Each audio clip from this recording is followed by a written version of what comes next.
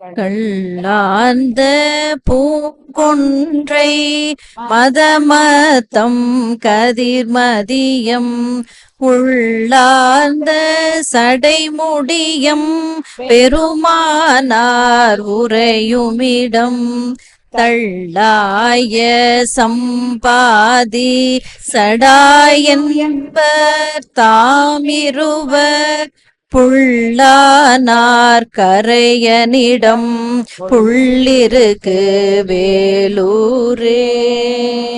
திருவாசக பாராயணம்.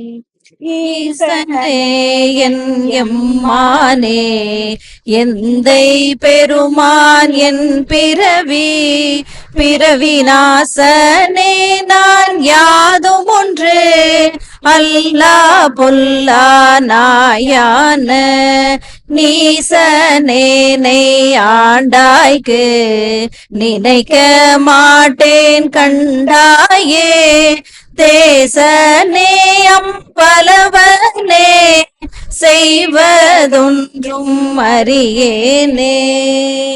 திருவிசைப்பா பாராயணம்.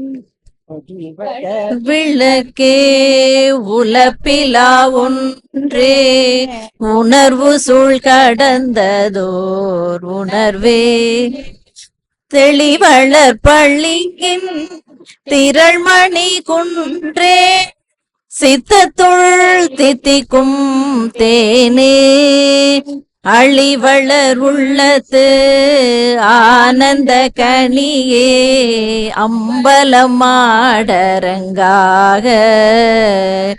வெளிவள தெய்வ கூத்துகந்தாயே தொண்டனேன் விளம்புமா விளம்பே பாலுக்கு பாலகன் வேண்டி எழுதிட பார்க்கடல் ஈந்த பிரான் மாலுக்கு சக்கரம் மன்றருள் செய்தவன் மன்னிய தில்லை தன்னுள் ஆலிக்கும் மந்தனர் வாழ்கின்ற ஸ்டம்பலமே இடமாக பாலித்து நட்டம் பயில வல்லானுக்கே பல்லாண்டு கூறுதுமே.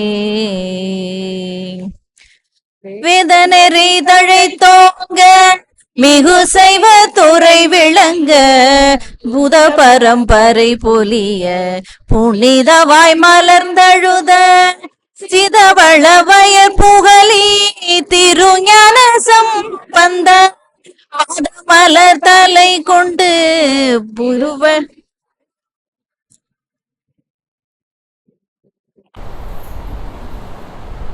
மானேற்கலை வளையும் கவர்ந்து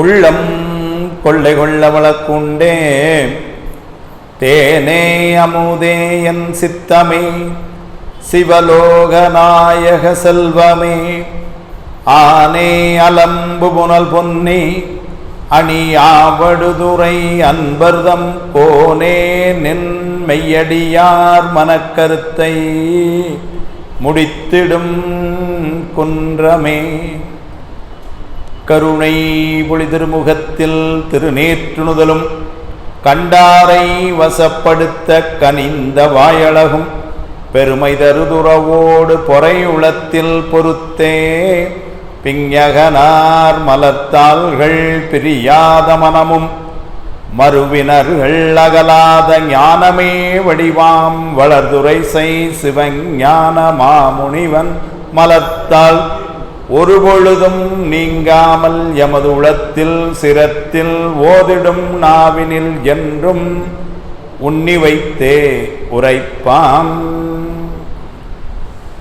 பெருந்துறையில் சிவபெருமான் அருளுதலும் பெரும் கருணை பெற்றி நோக்கி கரைந்து கரைந்து இரு கண்ணீர் மலைவார துரிய நிலை கடந்து போந்து திருந்து பெறும் சிவபோக கொழுந்தேரல் வாய்மடுத்து தேக்கிச் செம்மாந்து இருந்தருளும் பெருங்கீர்த்தி வாதோரடிகள் அடியினைகள் போற்றி. எல்லாம் வல்ல இறைவன் திருவருளை சிரமேற்கொண்டு திரு கைலாய பரம்பரை திருவாவடுதுறை ஆதீனம் செல்லஸ்ரீ குருமகா சன்னிதானங்களுடைய பொன்னார் திருவடி கமலங்களுக்கும் சைவத்தின் குலதெய்வமாய் விளங்குகின்ற மாதவ சிவஞான சுவாமிகளுடைய திருவடிகளுக்கும் என்னை நெறியில ஈடுபடுத்தி ஆண்டு அருள்கின்ற குருநாதர் சார் தங்கள் சுவாமியுடைய திருவடிகளுக்கும் மனம் மொழி மெய் ஆகிய முக்கர்ண வணக்கங்களை மிக பணிவோடு தெரிவித்து இந்த நிகழ்வு தொடர்ந்து நடைபெறுவதற்கு துணையாய் நிற்கின்ற பெரியவர்கள், கலந்து சிறப்பிக்கின்ற அடியார் பெருமக்கள் அனைவரது திருவடிகளுக்கும் எனது அன்பான பணிவான வணக்கங்களை தெரிவித்து மகிழ்கின்றேன்.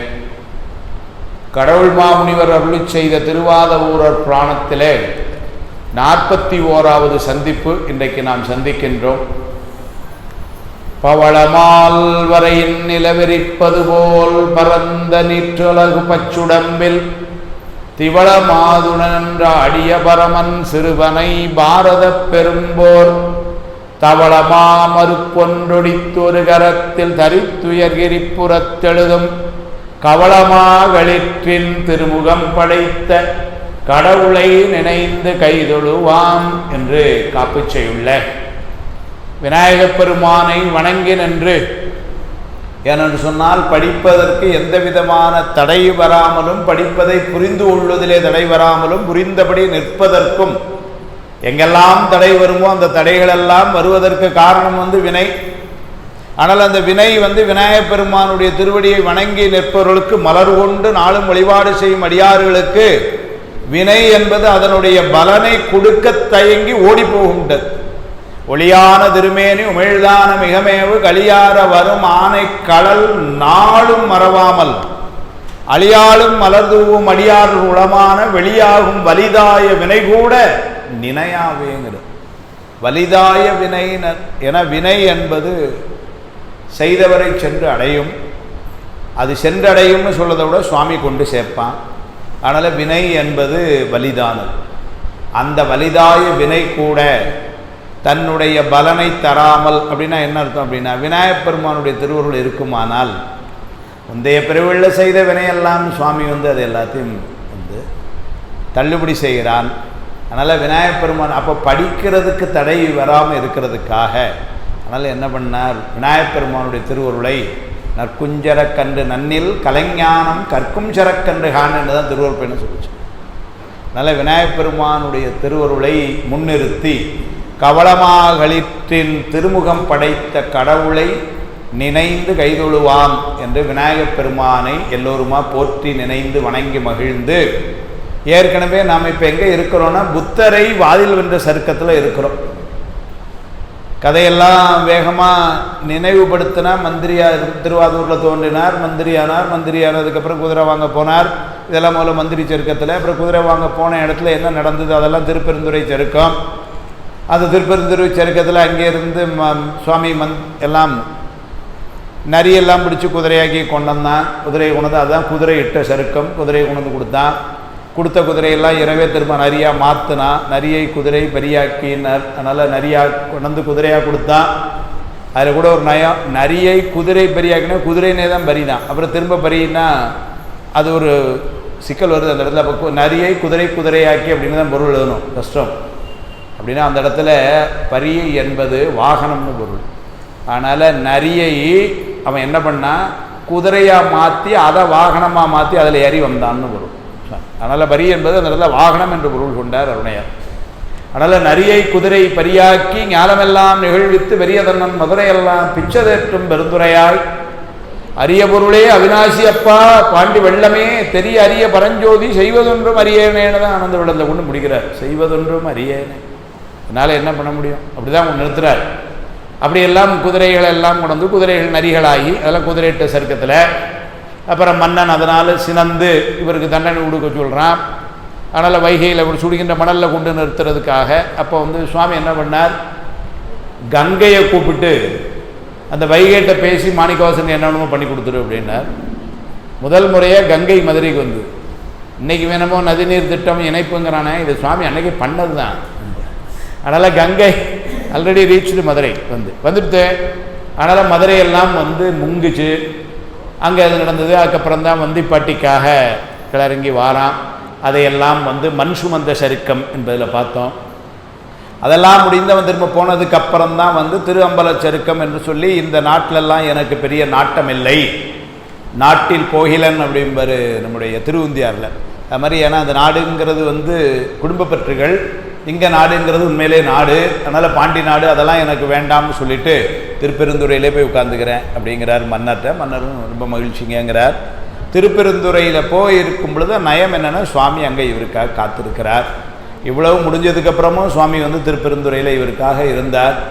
அப்போ சுவாமி இவரை பார்த்து இந்த அடியார்களோடு 999 சிவகணங்களோடு சில நாள் இருந்து நாளை ஒரு நாள் அவர்களெல்லாம் மேலே வருவார்கள், உனக்கு கொஞ்சம் வேலை இருக்குது அதில் கிளையிரு என்று சொல்லி இதெல்லாம் திரு அம்பலச்சருக்கத்தில் காட்டி அப்பொழுது தான் நமச்சிவாய் என்றெடுத்து என்றெல்லாம் சொல்லி அவர் திருவாசகம் பாடின வரலாறுலாம் அங்கே தான் திருப்பெருந்துறையில் பாடுறார். அப்புறம் அங்கேருந்து கிளம்பி ஒரு இடமா வந்து சுவாமி வழிகாட்டியது போலவே ஒவ்வொரு இடங்களாக வந்து திருவிடைமருதூர் வரார், திருவாவடுதுறை வரார், சீர்காழிக்கு வரார், திருவாரூருக்கு வரார், திருவாரூரில் வந்து பாடுறார், சீர்காழியில் வந்து பிடித்தப்பத்து பாடுறார், அப்படியே வந்து திருக்கழுக்குன்றம் வந்தார், பதிகம் பாடினார், தில்லைக்கு வரார். இந்த அமைப்பெல்லாம் காட்டினார். அங்கே தில்லைக்கு வந்து இருக்கின்ற காலத்து அதுதான் இப்போ நடக்கிற இந்த சரிதம். இது வந்து புத்தரை வாதில் வென்ற சருக்கம். ஏன்னா திருவிழாழ்ப்பாணத்தில் சொல்லும் பொழுதே இவரை இங்கே விட்டுட்டு போனதுக்கு ஒரு காரணமே 4 காரணத்தில் ஒரு காரணம் புத்தரை வாதில் வெல்லுதல். 4 பெருமக்களில் 3 பெருமக்கள் இதையெல்லாம் வந்து பேசிட்டு இருந்திருக்கிறார். இவர் நேரடியாகவே புத்தை வாதில் வெல்றார். ஞான சம்பந்த பெருமான் புத்தநந்தியோடையும் சம்பந்த சரணாலரை கொண்டு சாரி புத்தனையும் வாதில் வென்ற வரலாறு பெரிய புராணத்தில் பதிவாது, அங்கே செய்கிறார். அப்பர் சுவாமிகள் ஆங்காங்கு மறுக்கும் பொழுது சமணனையும் புத்தனையும் பேசி மறுக்கிறார். இவங்கெல்லாம் வந்து அதை செஞ்சாங்க. அவங்களெல்லாம் அப்படி செஞ்சதுனால தான் 8ஆம் நூற்றாண்டில் வந்த சுந்தரர் பெருமானுக்கு பெரிய வேலை ஒன்றும் இல்லாமல் இருந்தது. ஏன்னா இவங்க எல்லாத்தையும் மறுத்து எல்லாம் சரி பண்ணி வச்சுட்டு போயிட்டாங்க. ஆனாலும் அவர் வந்து அதுக்கப்புறம் யாரையும் மறுக்க வேண்டிய நிலையில் இல்லை, சுபக்க செய்திகளாக சித்தாந்தத்தையும் சைவத்தையும் பேசுகின்ற ஒரு நிலையில் சுந்தரர் இருந்தார்னா காரணம் மறுக்க வேண்டியவர்களெல்லாம் அவர்கள் மறுத்து விட்டார்கள். அல்லங்க மாணிக்கவாசகருடைய காலம் நம்முடைய மறைமலையடிகளுடைய கூற்று பிரகாரம் பார்த்தீங்கன்னா 3ஆம் நூற்றாண்டுங்கிறார். எப்படியா இருந்தாலும் ஞானசம்பந்தரப்பருக்கு முன்னர் என்பதுதான் பல பெரியவர்களுடைய கருத்து.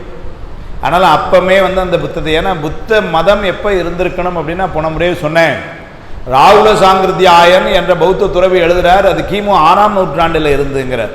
அப்படின்னா கிமு 6ஆம் நூற்றாண்டுனா கிறிஸ்து பிறப்பதுக்கு 600 ஆண்டுகளுக்கு முன்னரே புத்த சமயம் கௌதம புத்தன் இருந்ததாக ஒரு வரலாறு காட்டுறார். கிமு 6ஆம் நூற்றாண்டில் புத்தர் வாழ்ந்ததாகவும், ஆனால் புத்த சமயம் என்று நிறுவப்பட்டது கிமு 5 அல்ல 4ஆம் நூற்றாண்டாக இருக்கும்னு எழுதுகிறார். ஏன்னா புத்தர் வந்துட்டு போனதுக்கு அப்புறம்தான் புத்தருக்குன்னு ஒரு கூட்டம் புத்தர் வந்துட்டு போனதுக்கு அப்புறம் உருவாச்சு சொல்லி தான் அந்த நூல்களை எல்லாம் திரிபிடகம் அந்த நூலெல்லாம் பின்னர் தான் எழுதப்பட்டதுன்னு சொல்கிறாங்க. ஆனால் திரிபிடகம் நூலை செய்ததே கௌதம புத்தன் ஒரு செய்தியும் இருக்குது. சிவஞான சுவாமிகள் அப்படி தான் எழுதுகிறார், படக நூல் செய்தவன் புத்தன் எழுதுகிறார். அப்படி ஒரு அமைப்பு. எனவே கிட்டத்தட்ட கிமு 5ஆம் நூற்றாண்டு 6ஆம் நூற்றாண்டு காலத்தில் இருந்து வந்த சமயத்தை கிபி 3ஆம் நூற்றாண்டில் வந்து வன்மையை இப்படி மறுத்து ஸ்தாபிக்கிறார்.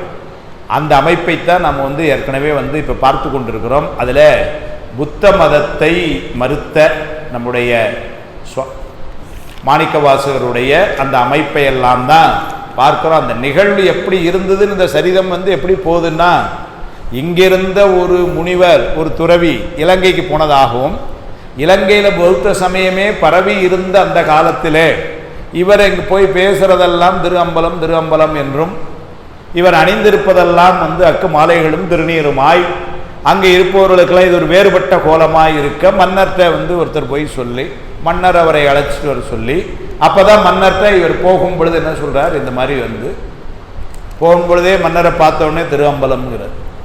அவனுக்கு திருஅம்பலம்னா என்னென்னே வந்து தெரியலை அப்படின்னு தெரியலைன்னு சொல்லக்கூடாது, அது மனசில் பதியலை. ஏன்னா தெரியலைன்னு ஏன் சொல்லக்கூடாது அப்படின்னு சொன்னோன்னா, அவனுடைய மகளுக்கு உமையாக இருக்கும் பொழுது இந்த சிதம்பரத்துக்கு கூட்டு வரணும்னு தான் நினைக்கிறான். அப்போ அவனுக்கு சிதம்பரம் தெரியாமல் இல்லை, ஆனால் தாம் சார்ந்த சமயம் அதுவாக இல்லை, அவ்வளோ அந்த அளவில் இருந்தான்.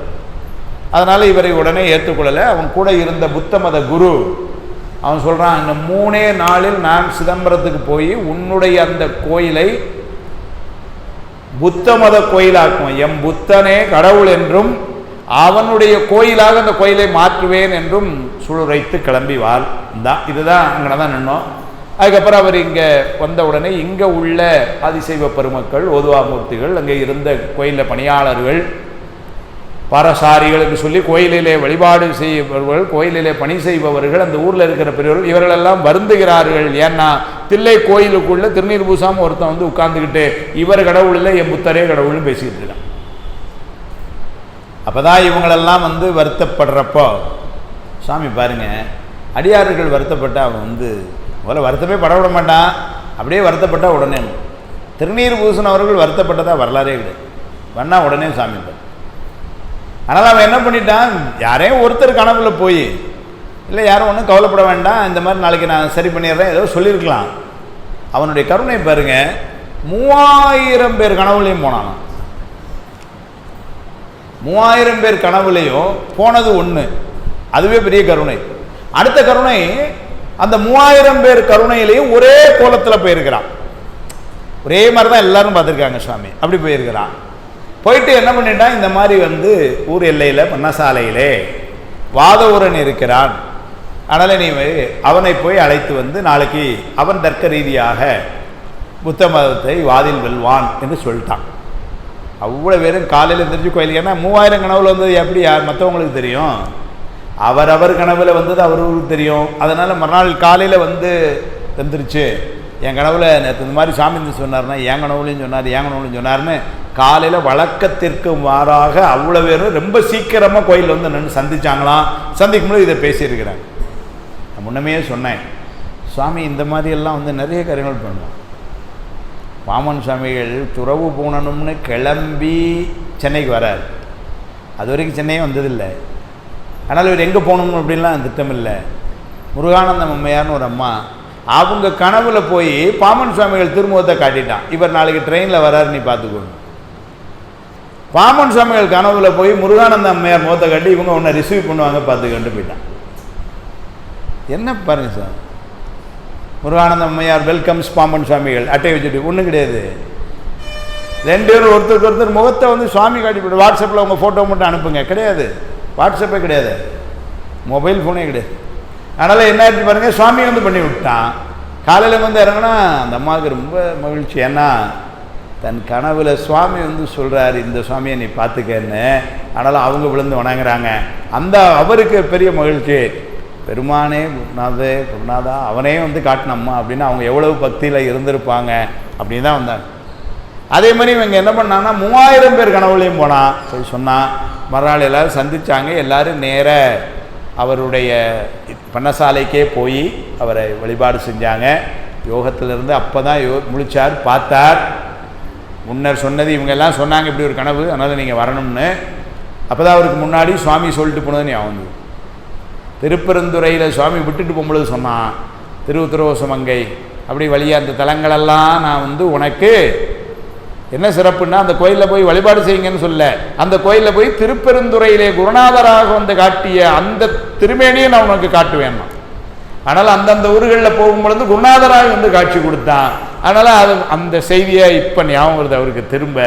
அப்படின்னா எப்படி மறந்துச்சேன்னாரு. எப்படி சார், மாணிக்கவாசருக்கே மறக்க, நமக்கும் சில நேரம் மறந்து போகுது, போன வாரம் படித்தது மறந்து போகுது, செவ்வாய்க்கிழமை கிளாஸ்ன்னே மறந்து போகுது, அது மாதிரி அவருக்கும் மறந்துருக்கு போல அப்படின்னு நினச்சா கூட்டினான். அப்படி கிடையாது. உலகில் இருக்கிற நாம உலகில் சிலவற்றை மறந்துடுறோம், அவர் உலகிலேயே மறந்தவர். 2 வித்தியாசம். நாம் உலகில் இருந்துக்கிட்டு உலகில் மறக்கிறோம், அவர் உலகிலேயே மறந்து. அதனால் என்னாச்சுன்னாரு, சிவயோகத்தில் இருக்கிறார், கூட யார் இருக்காருனாரு, சுவாமி இருக்கிறான், வேற யார் இருந்தார்னாரு, ஒருத்தரும் இல்லை. அன்றே என்ற ஆவியும் உடலும் உடமையெல்லாமும் குன்றே எனையாய் என்னை ஆட்கொண்ட போதே கொண்டிலையோ இன்றோர் இடையூறு எனக்கு உண்டோ இல்லை எந்தோள் முக்கன் எம்மானே நன்றே செய்வாய் பிழை செய்வாய் நானோ இதற்கு நாயன். யாரும் இல்லை கூட. தந்தை தாய் குறவன் ஆசான் சங்கரன் சொல்லிட்டார், யாருமே இல்லை. அதனால தான் வந்து புலம்புனார். என்ன புலம்புனார்?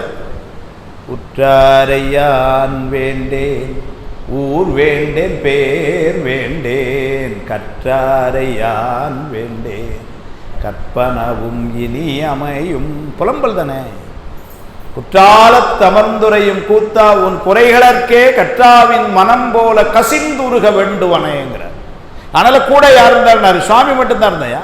இணையார் திருவடி என் தலைமேல் வைத்தலுமே துணையான சுற்றங்கள் அத்தனையும் துறந்தொழிந்த என்று போயிட்டார். எல்லாரும் யாருமே தெரியல. அதனால தானே சார் அவன் வந்து ஓலை அனுப்புகிறான், மன்னன்றிருந்து வந்து ஓலை, அதை உரமா கொண்டு வைங்கிறாரு. அந்த காலத்தில் இருந்த சட்டத்திட்டங்கள்லாம் மன்னருக்கு அவ்வளோ பவர்ஸ் உண்டு. தன்னுடைய ஓலையை அவமதிச்சான்னு தெரிஞ்சாலே சிறைச்சேதம் பண்ணுன்றான். ஒன்றும் அதுக்கு பெரிய கமிட்டிலாம் வச்சு என்கொயரிலாம் ஒன்றும் கிடையாது. அது சிபிஐ எடுத்து விசாரிக்கணும்னு சுப்ரீம் கோர்ட் சொல்லாது, முடிஞ்சது அவ்வளோதான். நான் அரசியல் சொல்லலை, இதுக்கு ஒன்றும் சொல்லலை இல்லைங்களா, உண்மையிலே அந்த ஓலையை ஏண்டாடே ஒரு நாள் போய் கூட்டிட்டு வான்னு காலன் ஓலை அனுப்புவான். அந்த ஓலைக்கே நாங்கள்லாம் பயப்பட மாட்டோம், இந்த ஓலைக்கே பயப்படுறோம் போடா அப்படின்னு. அங்கதன் எழுதும் ஓலை உண்டு அவர்தம் தூதர்தாமும் வந்தமை அணுக மாட்டார் உடையவர் மதுகையாலே வெந்தொரு கணத்தில் வீழும் சொல்றார். ஒரு சனத்தில் 30 தெரிஞ்சாவணும். வெந்தொரு கணத்தில் விழும் மேவலர் புறங்கள் செற்றார்தம் தமர் ஒருவருக்கு அஞ்சத்தகுறன்னு சார். இங்கே பெருமானுக்கு சொந்தக்காரங்களாம் நாங்கடா, வேற எவனுக்கு கொஞ்சம் போட நீங்க லெட்டர்ன்ட்டு போயிட்டார். காரணம் என்னன்னா வேற ஒன்றும் கிடையாது. அப்போல்லாம் நம்ம பேசலாமா சார், பயமாக இருக்குது சார் அப்படின்னாரு. பயமாக இருக்குன்னா என்ன அர்த்தம்னாரு, சுவாமியை கெட்டியாக பிடிக்கலன்னு அர்த்தம். பேசணும் அப்படி, நாம் ஆர்க்கும் குடியல்லோம், நமனை அஞ்சோம், நரகத்தில் இடப்படும், நடலை இல்லோம், ஏமாப்போம், பிணி அறியோம், பணிவோம் அல்லோம், இன்பமே என்னாலும் துன்பம் இல்லை. எங்கிருந்து வந்து இந்த தைரியம்? அப்படியே ஆணவ மூலமா பேசுறீங்க. யாருக்கும் குடியல்லோம் அப்படின்னு வீட்டை மாட்ட போய் நாமார்க்கும் குடியல்லோம் பேசி பாருங்க நைட்டு, அதோட நிறுத்திக்கும். அதுக்கு மேலே பேசுறதுக்கே தைரியம் இல்லை.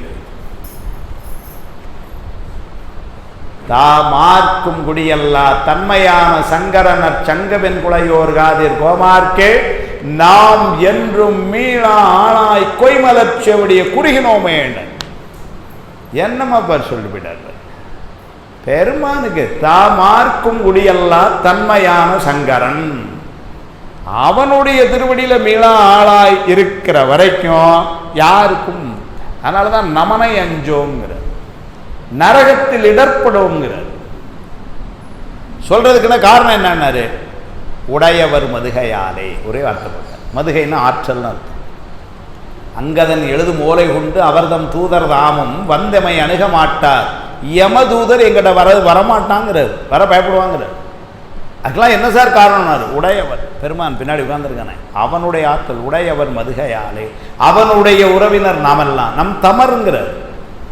சுன்னவன் சந்தன சாந்தும் சுடதிங்கள் சுழாமணியும் அன்ன உரிவையுடையும் வளரும் பவள நிறமும் அன்னல் ஹலம் வளாய் அறவும் தின்னன் கெடில புனலும் உடையார் ஒருவர் அவர் தமர்னா. இது அவ்வளோ உள்ளது ஒருத்தன் பெருமான், அவனுக்கு நாமெல்லாம் சொந்தக்காரங்க போயிட்டார். சுந்தரருக்கு மட்டும் இல்லை, சொல்ல நம்மெல்லாம் அவருக்கு உறவினர்கள்.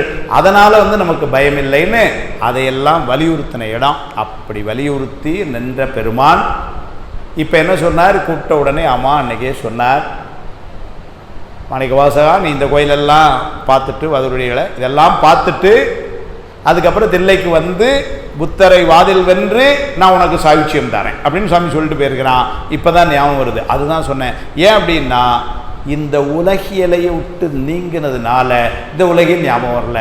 இப்போ சொன்ன உடனே ஞாபகம் வந்துருச்சு. கிளறங்கி வர அவங்க கூட இங்கே வந்தார். சோழ மன்னன் வந்திருந்தான், ஈழ நாட்டு மன்னன் இருந்தான், அதெல்லாம் தெரியும் சொல்லி இப்போ அந்த மறுக்கிற இடங்களை தான் பேசிகிட்டு இருந்தோம். போன வாரமே அதான் சொல்லிகிட்டு இருந்தோம். 51வது பாட்டில் சொல்றார், வாத ஊர் அண்ணலாகும் வன்புணல் பொன்னி நாடன் தீதிலா முகத்தினூடு சிறந்தருள் பார்வை நல்கி பேதையாய் அறிவிலாமல் பித்துரை பகரும் புத்தர்க்கு ஏதியாம் என்று சொல்வது என்று பின் இது புகன்றார். என்ன சொல்றார் பாருங்க, வாதவூர் அண்ணலாகும் வன்புணல் பொன்னி நாடன் அரசன். பொன்னி நாடன்னா காவிரி நாட்டு சோழ நாட்டினுடைய அரசன் முன்னால தீதிலா முகத்தினர், மன்னனுக்கு தீதிலா முகம்னர். ஏன்னா அது எப்போ பார்த்தாலும் தில்லை வழிபாடு செஞ்ச முகம், அதனால அது தீதிலா முகம். நமசிவாயம் சொன்னா அந்த வாய் திருவாய். கருவாய் கிடந்து உன் கடலே நினையும் கருத்துடையேன் உருவாய் தெரிந்து உந்தன் நாமம் பயின்றேன் உனதருளால் திருவாய் பொலிய சிவாய நம என நீரணின்றேன். சிவாய நம சொன்னால் திருவாய், இல்லைன்னா வெறுவாய். அதே மாதிரி இங்க தீதிலா முகம் ஏன்னாரு, அது தில்லைய தினம் வழிபாடு செய்யற முகம், அதனால தீதிலா முகம். தீதிலா முகத்தினூடு சிறந்தரு பார்வை நல்கி பேதையாய், அவனை பார்த்து புத்த மதத்தை பார்த்து சொல்றார், அட முட்டாள்களா, பேதையாய் அறிவிலாமல் பித்துரை பைத்திய மாதிரி பேசுறீங்களாடாங்கிறார். பித்துரை பகரும் புத்தர்க்கு ஏடியாம் என்று சொல்வதென்று. இவனுக்கு என்ன பதில் சொல்லல, இவ்வளவு முட்டாளா இருக்கிறானே அப்படின்னு சொல்லிட்டு ஆரம்பிக்கிறார். ஏன்னா அவன் 2 தான் சொன்னான் முதல்ல. உங்க கடவுள் யாருன்னு சொன்னான்.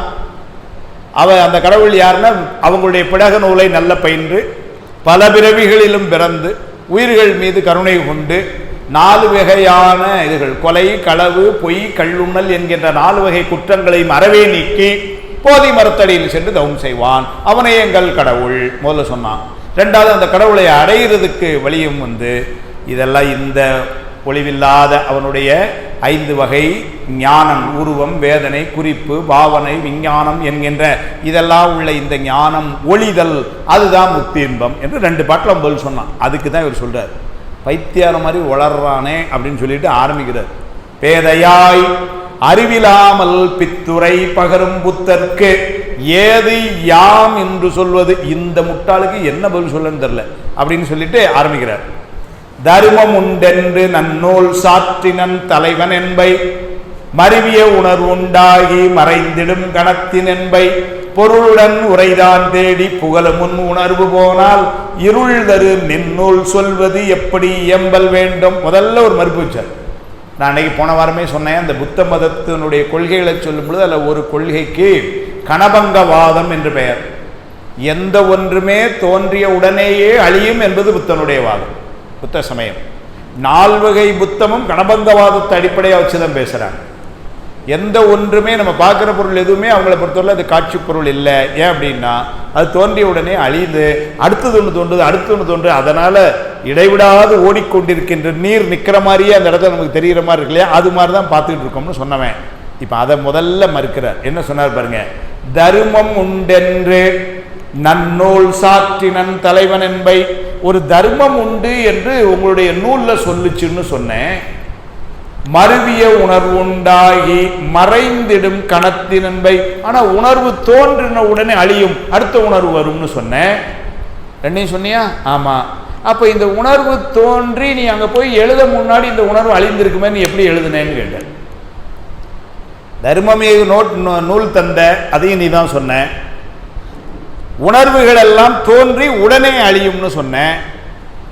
அப்போ அது உடனே ஞாபகத்தில் வச்சிருந்தா தானே எழுத முடியும். உடனே அழிஞ்சிருந்தா நூலாக எப்படி வந்திருக்கும்? அது சொல்ல பாருங்க, பொருளுடன் உரைதான் தேடி புகழும் முன் உணர்வு போனால். புகழ்தல்னு சொல்றது, புகழும் முன் சொல்ல முன்னாடியே அது மறந்து போச்சுன்னு வச்சுக்கோங்க, அழிஞ்சு போச்சுன்னா இருள் தரு நின்னூல் சொல்வது எப்படி இயம்பல் வேண்டும். நம்ம நூலெல்லாம் அருள் தரு நூல். அவர் நூலுக்கு ஒரு பேர் வச்சார், இருள் தரு நூல். அது எப்படி முதல்ல அந்த நூல் அமைந்திருக்கும், முதல்ல பதில் சொல்லுங்க. இருள் தரு நின்னூல் சொல்வது எப்படி இயம்பல் வேண்டும், முதல் கேள்வி. அடுத்த கேள்வி வைக்கிறார். ஆதலால் அறநூல் என்பது உனக்கிளை உயிர்களுக்காக பேதமாம் யோனிதோறும் பிறந்தனன் இறைவன் என்றாய். தீது சேர் ஒருவர் மாலை தீர்க்க வந்தவர்கள் தாமும் போதமால் உள்ளின் நம்மால் போவதங்கு உளதாமோ. ஆதலால் அறநூல் என்பது உனக்கு இல்லைன்ட்டு, ஏன்னா உனக்கு நூலே இல்லை, அதனால உன் நூல் அறநூல் என்பது இல்லை முதல்ல சொல்லிட்டு, உயிர்களுக்காக நீ என்ன சொல்ற, எல்லா யோனி பேதங்களும் வழியாக அவன் பிறந்து பிறந்து பிறந்து உயிர்களுக்கு அருள் செய்வானான் கடவுள். அவர் சொல்றாரு. அப்ப என்ன பண்றான், எல்லா விதமான பிறவிகளும் தேவரா பிறந்திருக்கான், மனிதரா பிறந்திருக்க, ஊர்வனவாக பரப்பனவாக மரம் செடி கொடிகளாக இப்படி பிறந்து அதான் சொல்றாரு. அதனால பேதமாம் அப்படின்னா வேறுபட்ட யோனிதோறும் பிறந்தனன் இறைவன் என்றாய் அப்படி சொன்ன. அப்படின்னா சொல்றார், தீது சேர் ஒருவர் மாலை தீர்க்க வந்தவர்கள் தாமும். மாலைன்னா மயக்கத்தை, மால்னா மயக்கம். இழந்து போகாத வாழ்வை ஈயும் முத்து ஐயனார் கைவேல் வழங்கு நல் ஊன் ஒன்போதும் மால் விளையாட்டின் போதும். பாம்பன் சமயம் மால் என்பது இந்த இடத்துல மயக்கம்னு, இந்த உலக இன்பங்கள். அதனால என்ன சொல்றாரு, தீது சேர் ஒருவர் மாலை. இந்த பிறவியில பிறவி மயக்கத்தில் இருக்க ஒருத்தனை, பிறவி மயக்கத்தில் இருக்கிற ஒருத்தனுக்கு அருளுரிய வந்தவன் பிறவியில இருப்பான்னா அது எப்படி சாத்தியம்? நோய் நீக்க செய்ய வந்தவன் நோயில இருந்தான்னா அப்புறம் அது நமக்கு எப்படி அவன் நோய் நீக்க முடியும்? அப்படியே கேட்கிறார். தீது சேர் ஒருவர் மாலை தீர்க்க வந்தவர்கள் தாமும் போதம் மால் கொள்ளின். போதம் மால் அப்படின்னா போதமால் அப்படின்னு பொருள் எடுத்துக்கொண்டு போத கூட்டல் மால்னு எடுத்த போன முறை சொன்ன வேர்ப்பில் எழுதுறார். போதமால்னா நிறையன்னு அர்த்தம், பெரிய அப்படின்னு, பெரிய மயக்கத்தில் இருக்கிறான்னு அர்த்தம். போதம் மால் அப்படின்னு பொருள் எடுத்துட்டா போதம்னு அறிவுன்னு அர்த்தம். அறிவாலேயே மயங்கி கிடக்கிறானே மயங்கறிவுடையவன் என்று பொருள். வேர்ப்பிள்ளை ரெண்டையும் பிரிச்சு எழுதுங்க. போத மால் என்றும் கொள்ளலாம், போதம் மால் என்றும் கொள்ளலாம். போத மால் என்று சொன்னால் நிறைந்த மயக்கத்தை உடையவன் அர்த்தம். போதம் மால்னா அறிவால் மயங்கி இருக்கிறான் அர்த்தம். அதனால போதமால் உள்ளின் நம்மால் போவது அங்கு உள்ளதாமோ. நமக்கு நோயை தீர்க்க வந்தவனுக்கே நோய் இருக்குன்னா நாம எப்படி அந்த இடத்துக்கு ரொம்ப போய் சொல்ல? நம்மையெல்லாம் பாசம் என்கின்ற நோயிலிருந்து விடுவித்து அந்த பாசம் இல்லாத இடத்துக்கு கூட்டு போறது யாருன்னா இயல்பாகவே பாசங்களை நீங்கி அவன். அதனாலதான் சொல்லும் பொழுது சொன்னார், அனைத்து ஆன்மாக்களுக்குமே குருநாதராய் அவன் வருவான்னு சொன்னார். இல்லைன்னா இந்த உலகத்துல அங்கனங்கன்னா ஒரு 100 குருநாதர்களை போட்டு அந்தந்த ஏரியா பிரிச்சு கொடுத்துருந்துருக்கலாம். இல்லை, செய்யலை. ஏன்னா முடியாது. அகத்துரு நோய்க்கு உள்ளினர் அன்றி அதனை சகத்தவரும் காண்பவரோதான் சொல்லிட்டார். அதனால யார் செய்ய முடியும்னாரு? அவன் தான். இயல்பாகவே பாசங்களின் நீங்கிய தன்மை உடையவன் தான் நம்முடைய பாசங்களில் இருந்து நம்மை விடுவிக்க முடியும். அதனால சொல்றார், மயக்கத்தை தீர்க்க வருகின்றவன். என்ன மயக்கம்? பிறவி மயக்கம். பிறவி மயக்கத்தை தீர்க்க வருபவனே பிறவியில இருக்கிறான்னா அது எப்படி முடியும்? அதனால அது முதல். ரெண்டாவது கேள்வி மறுத்தார். மூணாவது, கொல்வது கருதான் எங்கள் கோவென உரைத்தாய். கொல்வது கருதான் எங்கள் கோ என உரைத்தாய் முன்னம் பல்வகை யோனிதே தோறும் பார்மிசை பிறக்கும் நாளில் வெல்புலி நரியே ஆகி வெம்பரி உற்றான் மற்றி புல்லொடு தலையோ தின்பான் என் பெரும்போதிநாதன். கொல்வது கருதான் எங்கள் கோ என உரைத்தாய். எங்கள் கடவுள் கொல்லாமையை பின்பற்றுவான் என்று சொன்ன. அடுத்த வார்த்தை என்ன சொன்னா, பல்வேறு பிறவிகளில் வருவான் என்று சொன்னேன். அப்ப பல்வேறு விதமான பிறவிகள் வரும் பொழுது வெல்புலி நரியே ஆகிங்கிறார். வெல்லுகின்ற அப்படின்னா கொல்ல வருகின்ற ஒரு புலி, நரி, இத மாதிரி எல்லாம் பிறக்கும் பொழுது உங்க இறைவனு புல்லுந்தலையும் தின்னுட்டு இருந்தானான்னு கேட்டார். ஏன்னா அவன் கொல்வது கருதான்னு சொன்னேன்னா அவன் பல்வேறு பிறவியில வந்திருக்கானாங்கிற. அப்போ புலியா பிறந்த காலத்தும் நரியா பிறந்த காலத்தும் உங்கள் பியூர் வெஜிடேரியனா இருந்தாரான்னு இருக்கிறார். என்ன பதில் சொல்லுவான்? கேள்வி எப்படி அமைக்கிறார் பாருங்க மாணிக்கர். வெல்வது வெல்புலி நரியே ஆகிய நம்ம புத்தகத்தில் கரின்னு இருக்கு. கரின்னா யானையின் பொருள், ஆனால் நரி என்பதுதான் பாடம்னு எழுதுறாரு வேர்ப்பிள்ளை. அதனால வெல்புலி நரியே ஆகி வெம்பரி உற்றான் மற்றி புல்லொடு தலையோ தின்பான் என் பெரும்போதிநாதன். அதனால உன் போதிநாதனா இருக்கணும் தலைவன். அப்போ புலியா நரியா பிறந்த காலத்தெல்லாம் புல்லும் தலையும் தின்னுட்டு இருந்தானான்னு கேட்டான். இல்லாத எல்லாத்தையும் தான் சாப்பிட்டாரு. அப்புறம் என்ன பெரிய கொல்லாமை பற்றி நீ பேசினேன்ட்டு. அடுத்தாரு சொல்றார், கரவெனும் முந்தன் நூலில் கந்து அமைந்து உடனே கூட உருவமும் அழியுமென்றாய் உன் நிறைக்கு உருவமெங்கே விரவிய யோனிதோறும் உயிர்கருள் செய்ய வேண்டி மறு ஒரு வடிவம் கொண்டான் என்பதே மதியிலாதாய். கரவெனும் முந்தன் நூலில், கரம்னு பொய்ன்னு அர்த்தம், பொய்யாகிய உன்னுடைய ஆகம நூல்களிலே நீ என்ன சொன்ன அப்படின்னு சொன்னா, கந்தம் அமைந்த அந்த 5 கந்தமும் கெடுதல் முக்தின்னு சொன்ன. சொல்லிட்டு ஒரு வார்த்தை சொன்ன, உருவமும் அழியும் என்றாய். நாம் எடுக்கக்கூடிய உருவமெல்லாம் அழியும்னு சொன்னேன். அப்படியானால் உன்னுடைய இறைவனுக்கு என்ன உருவம்னு கேட்டேன். உருவம் அழியும்னா அப்போ புத்தர்னு ஒரு ஃபோட்டோ நீ எப்படி காட்டு வைப்போம்? போதி மரத்தடிகளை எவன் உட்கார்ந்துருப்பாங்க தான் உருவமும் அழியும்னு ஆயிடுது. போதி மரத்தடியில் கீழே உட்கார்ந்துருக்கான்னா எங்கே உட்கார்ந்துருப்பான்? நீ தான் உருவமே அழியும்னு சொன்னேன். கேட்குறாரு, உருவமும் அழியும் என்றாய் உன் நிறைக்கு உருவம் எங்கே அப்படின்னா அவனுக்கு உருவம் எப்படி இருக்க முடியும்?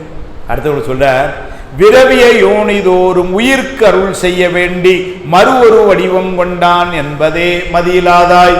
ஆனா நீ என்ன சொன்னா, பல்வேறு யோனி பேதங்களில் பல்வேறு பிறவிகளில் அவன் உயிர்களுக்கு அருள் செய்வதற்காக வந்தான்னு சொன்ன.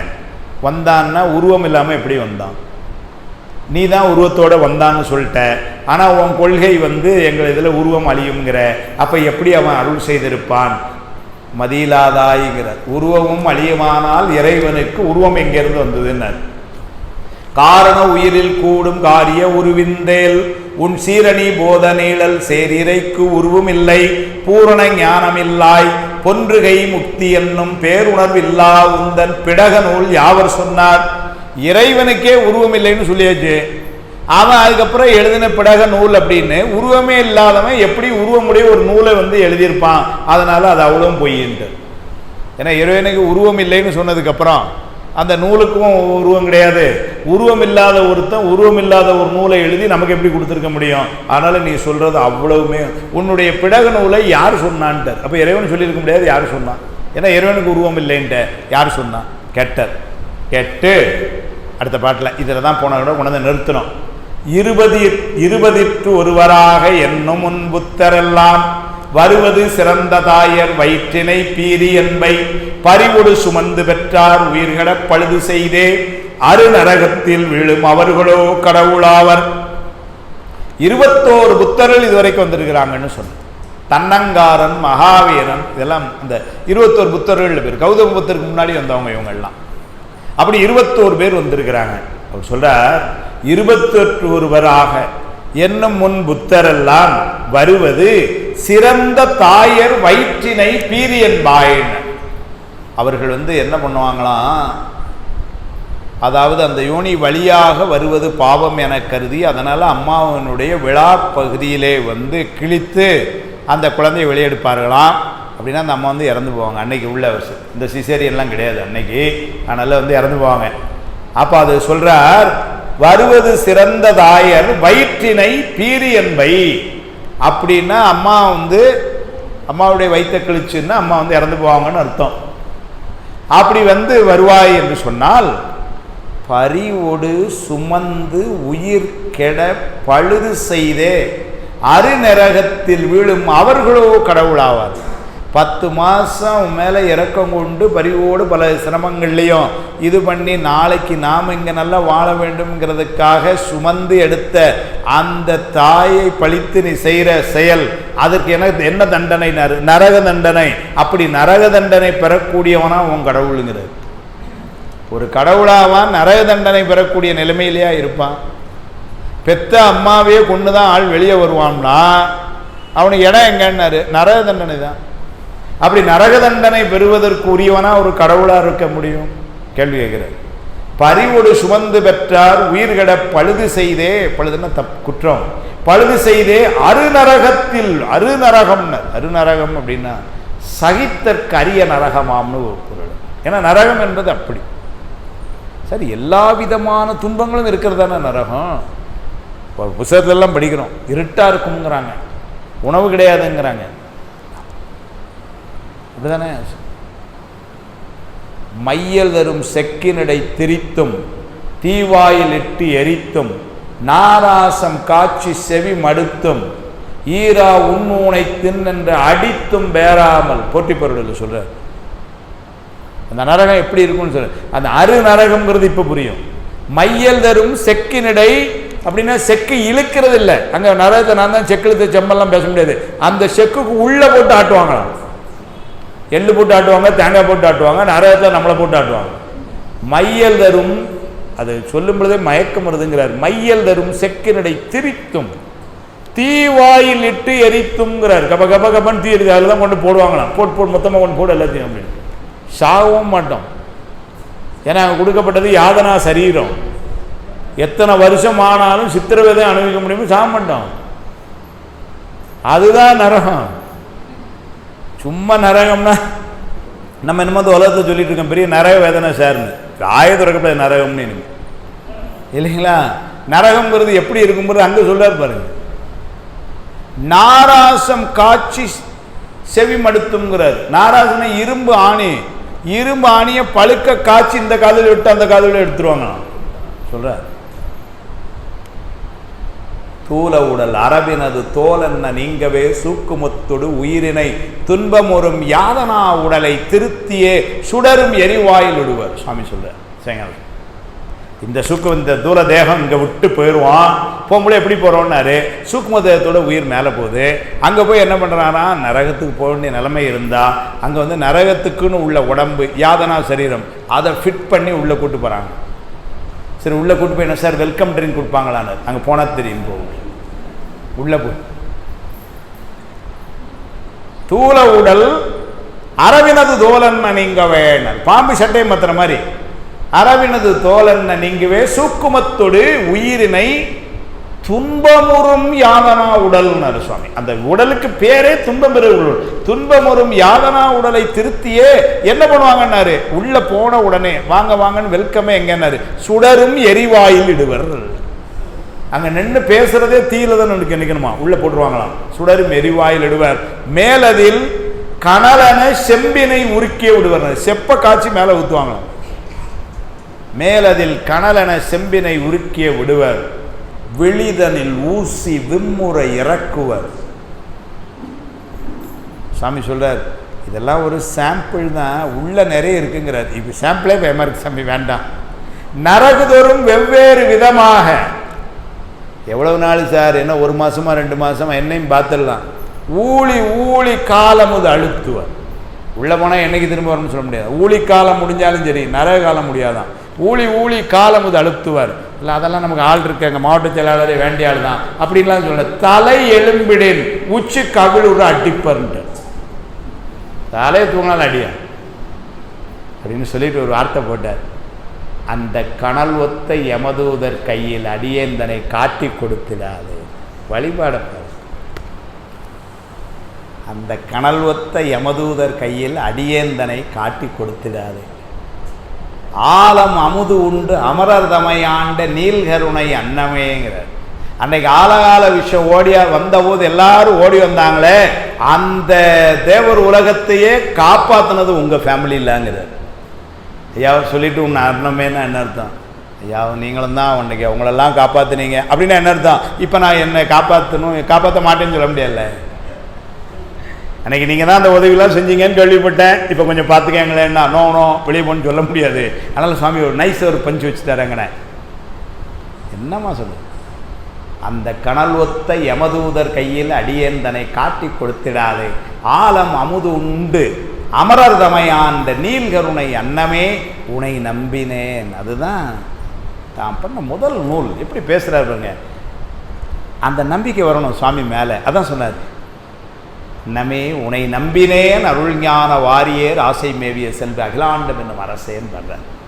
அந்த அதுதான் நரகம். அதனால தான் நரகத்தை என்ன வார்த்தைப்பட்டார்னா அரு நரகம் அப்படின்னா சகித்தற்கரிய நரகமாம்னு வேற்புலை உரை எழுதினார். அந்த நரகத்தில் வீழும் அவர்களோ கடவுளாவர்னர்.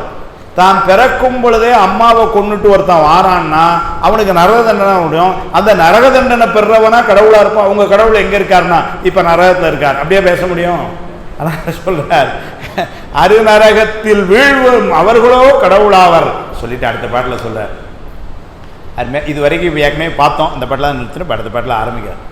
கரவுடை பூதம் 4 கலப்பினில் பேதம் அல்லாது உருவினுக்கு உயிர் வேறென்று இன்று உரைப்பை நின் பொய்மை நூலில் இரவினில் துயிலும் காலும் முகத்தினில் ஏறி போகும் அரவினை பூதவேதம் அறிந்ததோ அறிவிலாதாய். 4 பூதங்கள் நிலம் நீர் தீ காற்று.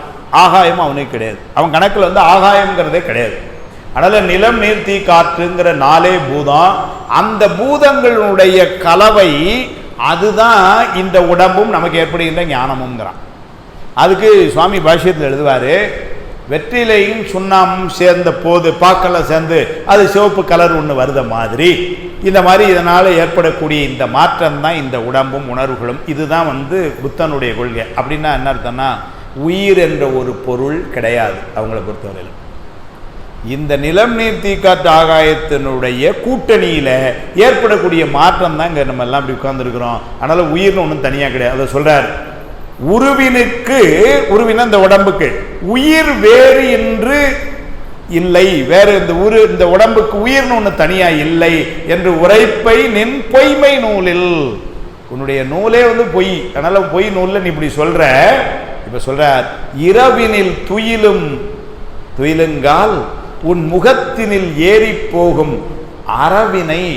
அது ஒரு உதாரணம் சொல்றார். ரொம்ப பயங்கரமான ஒரு உதாரணமா கேள்வி கேட்கிறார். இந்த நீ உறங்கும் பொழுது நிலம் நீர்த்தி காற்று இருக்குல்ல? ஆமா இருக்கு. நீ தூங்கும் பொழுது உன் முகத்தில் ஒரு பாம்பு ஏறி போச்சுன்னா உனக்கு அந்த உணர்வு இருக்குமா அப்படின்னு கேட்டார். அப்போ உணர்வு இருக்கும் அப்படின்னா என்ன அர்த்தம் அப்படின்னா, இந்த நாளும் அப்படி தான் இருந்தது, அப்போ இந்த உணர்வு இல்லைன்னு தான் அப்போ சொல்லணும். அப்படின்னா என்ன அர்த்தம், அந்த உணர்வு ஏற்படுது எப்படின்னா உயிரினால் ஏற்படுகின்ற உணர்வு அது. ஏன்னா உயிரற்ற காலத்திலே இறந்து போன ஒரு பாடி அது மேலே பாம்பு போனால் அதுக்கு ஒன்றும் உயிர் இருக்காது, அப்பவும் நிலைநிறுத்தி காட்டி இருக்க தான் செய்யுது. ஆனால் தூங்கும் பொழுது அந்த உணர்வு இருக்கு அப்படின்னா என்ன அர்த்தம் அப்படின்னா, அது நம்பிக்கை அது எங்கேருந்து இருக்குன்னாரு, அது உயிர் இருக்க போய் இந்த உணர்வு. அதனால் உணர்வு என்பது உயிரினால் வந்தது. உயிர் இல்லாத உடம்பு உணர்வற்று இருக்கும். அதுக்காக எப்படி போட்டார், இரவினில் துயிலுங்கால் முகத்தினில் ஏறி போகும் அரவினை பூதபேதம் அறிந்ததோ அறிவிலாதாய். அந்த உணர்வுகளை இந்த பூதம், இந்த 4 பூதங்கள் அதுதான் தரும்னா அப்போ உனக்கு அந்த உணர்வு இருக்குமான்னாரு. இல்லை அப்படின்னு சொன்னா அப்ப இதை அதை மறுத்தார். பூத கலப்புகள் இருக்கும் போதே அறியவில்லை, அதனால இந்த பூத கலப்பு தான் உணர்வு தருகின்ற என்ற உன்னுடைய தத்துவம் பொய்மையானது சொல்லி மறுத்தார். சொல்லிட்டு அடுத்தால் ஒன்று சொல்றார், உருவமும் உயிரும் கூடும் உணர்வு உனக்கு இல்லை, இந்த உருவமும் கழிந்த காலை உயிர் கடிது அகன்று போகும், உருவமும் உயிரும் கூடி பிறக்கு மேல் அதனால் உந்தன் உருவமும் உயிரும் வேறாம் அன்று உரை உந்தன் வாயால். உருவமும் உயிரும், உருவம்னு அந்த உடம்பு, உருவமும் உயிரும் கூடும் உணர்வு உனக்கு இல்லை. ஏன்னா உனக்கு இல்லைன்னு என்ன அர்த்தம், நீ தான் உயிரே இல்லைங்கிறிய, அதனால இந்த உயிர்னால உணர்வு நீ இல்லை என்று சொல்ற. இந்த உருவம் கழிந்த காலை உயிர் கடிது அகன்று போகும். ஒரு காலத்துல என்ன ஆகும்னா இந்த உருவத்தை விட்டு உயிர் கடிந்து போகும் அப்படின்னா என்ன, இறந்து போறது, அப்படி போயிடும். உருவமும் உயிரும் என்ன ஆகும்னாரு, மீண்டும் இந்த உயிர் கூடி பிறக்கும், திரும்ப இன்னொரு பிறப்பில் ரெண்டும் சேர்ந்து வரும். உருவமும் உயிரும் கூடி பிறக்கும், மேல் மேல்லாம் அடுத்தால வர வர, அதனால் உந்தன் உருவமும் உயிரும் வேறாம் என்று உரை அவனுக்கு சொல்றார். அதனால இந்த உணர்வு வேற அப்படின்னா உயிர் வேற உடம்பு வேற நீ தெரிந்து கொள் என்று அவனுக்கு சொல்றார். ஏன்னா முந்தின பாட்டில் அது இல்லைன்னு சொல்லிட்டு இப்போ ஒரு அறிவுரையா உடல் வேறு உயிர் வேறுன்னு தெரிந்து கொள். இந்த உடல் வேறு உயிர் வேறுங்கிறதான் சிறப்பு பாயிரத்தில் வச்சு சுவாமி காட்டினார். அருந்துயர் குரம்பையன் ஆன்மா நாடினர் இல்லைங்களா. சிறப்பாயிரத்தில் மலர்தலை உலகின் மாயிருள் துமிய பலர்புகள் ஞாயிறு படரி நல்லதை காண்டல் செல்லா கண்போல் ஏண்டிய பெரும்பெயர் கடவுளின் கண்டு கண் இருள் தீர்ந்து அருந்துயர் குரம்பையின் ஆன்மா நாடி. அருந்துயர் குரம்பை இந்த உடம்பு, இதன் மூலமாக இது இருப்பதை கொண்டு ஆன்மா என்ற ஒரு பொருள், அது நாடி அப்படிங்கிறதுக்கு சுவாமி ஒரு தெளிந்துன்னு பொருள். நாடி என்பது அங்கே ஆராய்ந்து தெளிந்து. அதனால இந்த உடம்பு இருக்கிறத வச்சு சிறப்பாயிரத்தில் உரையிலே சொல்றார். இந்த உடம்பை பார்த்த உடனே என்ன தெரியுதுன்னா, இந்த உடம்புல இருக்கக்கூடிய உணர்வுகள் ஒவ்வொருத்தருக்கு ஒவ்வொரு மாதிரி இருக்கு.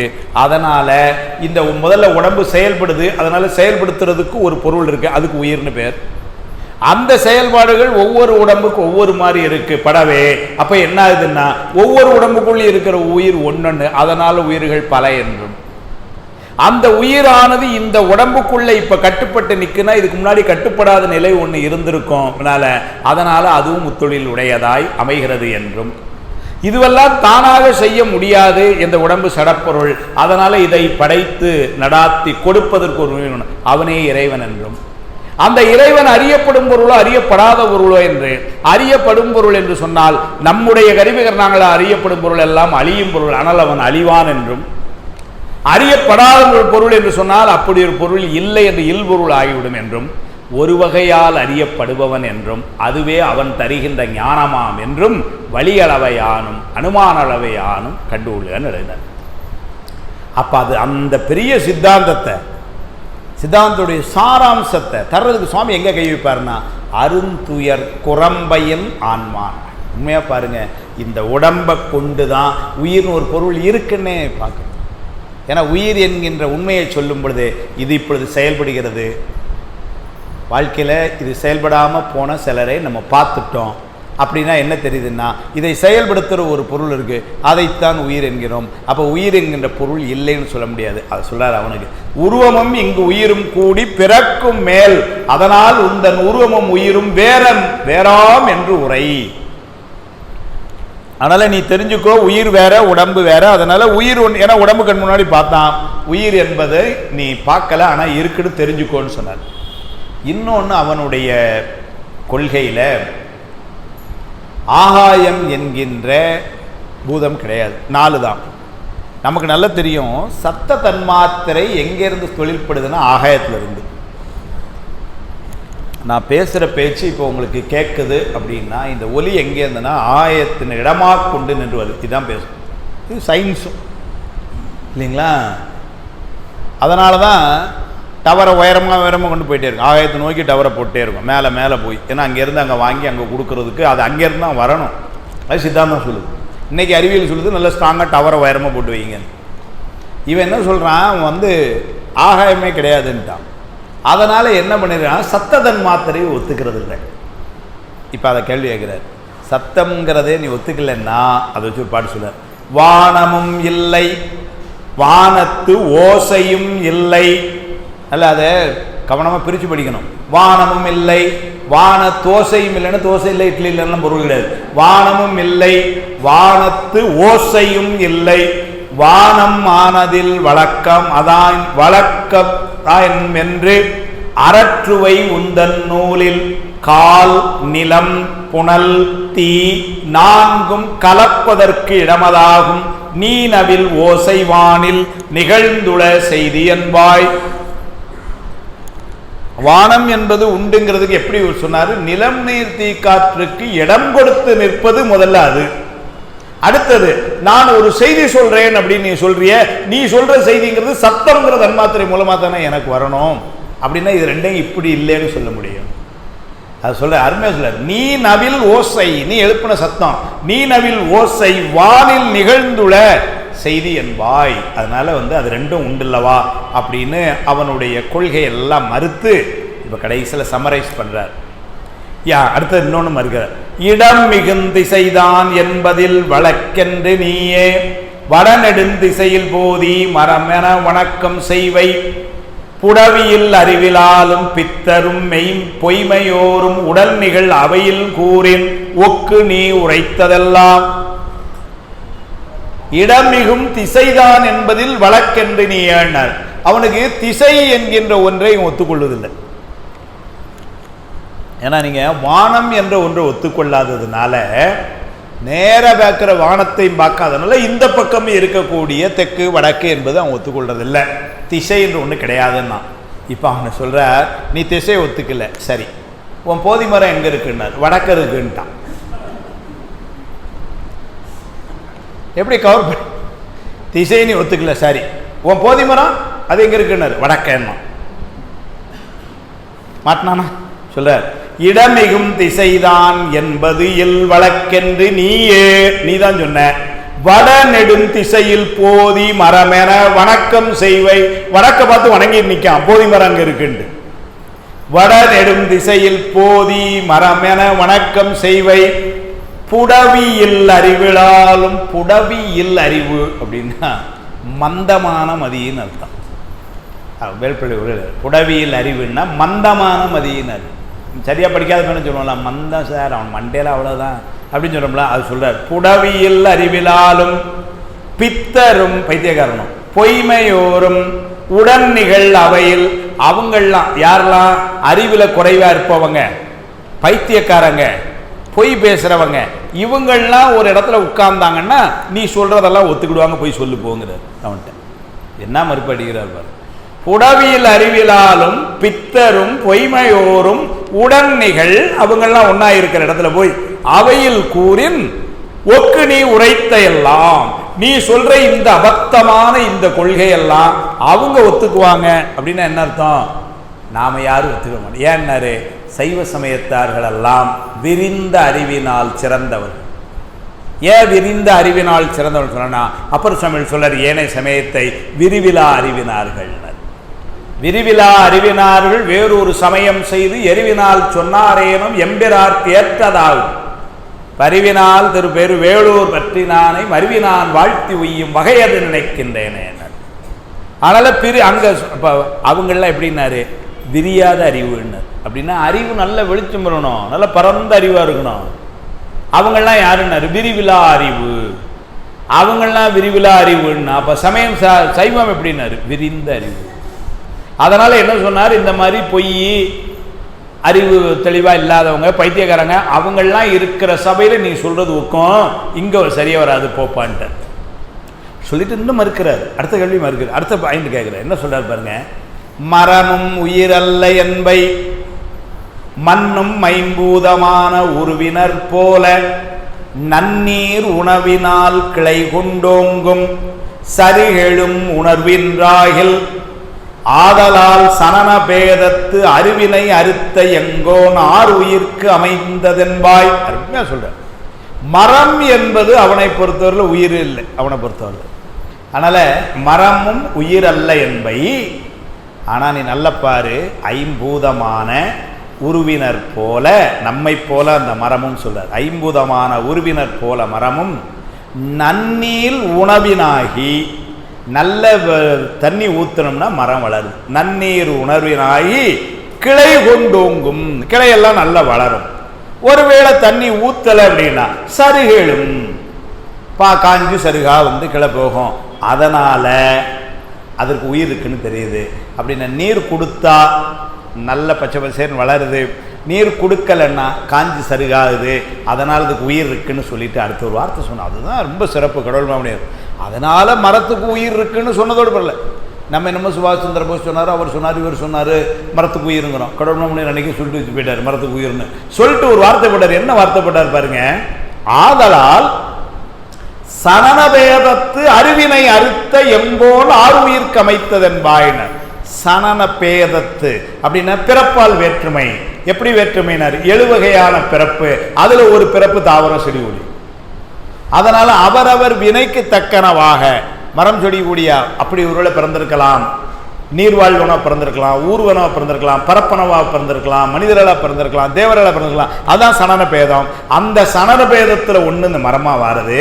அதுவும் எப்படி அமைப்பான் அதன்னாரு, அருவினை அறுத்த. அந்த சனரபேதம் ஏன் கொடுக்கிறான்னாரு, அவரவர் செய்த வினையை அவர் அனுபவிக்குமாறு செய்வதற்கு அது கொடுக்கப்பட்டது இல்லை. அப்ப நல்லா யோசிச்சு பார்த்தா மரம் என்பதும் ஒரு பிறவி. கல்லாய் மனிதராய் பேயாய் கணங்களாய் வல்ல அசுரராய் முனிவராய் தேவராய். அதுக்கு முன்னாடி என்ன சொல்லிட்டார், புல்லாய் பூடாய் புழுவாய் சொல்லிட்டார்ல, புல்லாய் நம்மாளு. அதனால வந்து அது ஒரு பிறவி. இதுல ஒரு பெரிய நயம் கிடைக்குது, நல்லா யோசிச்சு பாருங்க. அது ஒரு பிறவி, அதுக்கு தண்ணி அப்படிங்கிறது உணவு. இப்போ மரத்துக்கு தண்ணி ஊத்துனா அது நல்வினை பயன், அதான செய்தி. ஏன்னா அது ஒரு உயிர், அது ஒரு வினை அனுபவிக்க வந்திருக்கு. அதுக்கு நம்ம போய் வந்து தண்ணி ஊற்றணும்னு வச்சுக்கோங்க. அந்த தண்ணி எப்படி ஊற்றணும், திருவருள் அப்படி ஊற்றணுமா. மரத்துக்கு நான் தான் தண்ணி ஊற்றினேன்னு சொல்லி முடிஞ்சா நல்வினைன்னு எழுதி திரும்ப பிறவிக்கு வரணும். அது ரொம்ப வினை செஞ்சிட்டோம்னா சில நேரம் மரமாகவே பிறக்கொண்டியாயிடும். அதனால வேண்டாம். அதனால் அந்த தண்ணி ஊற்றுறதும் அப்படி ஊற்றணுமா தண்ணியை.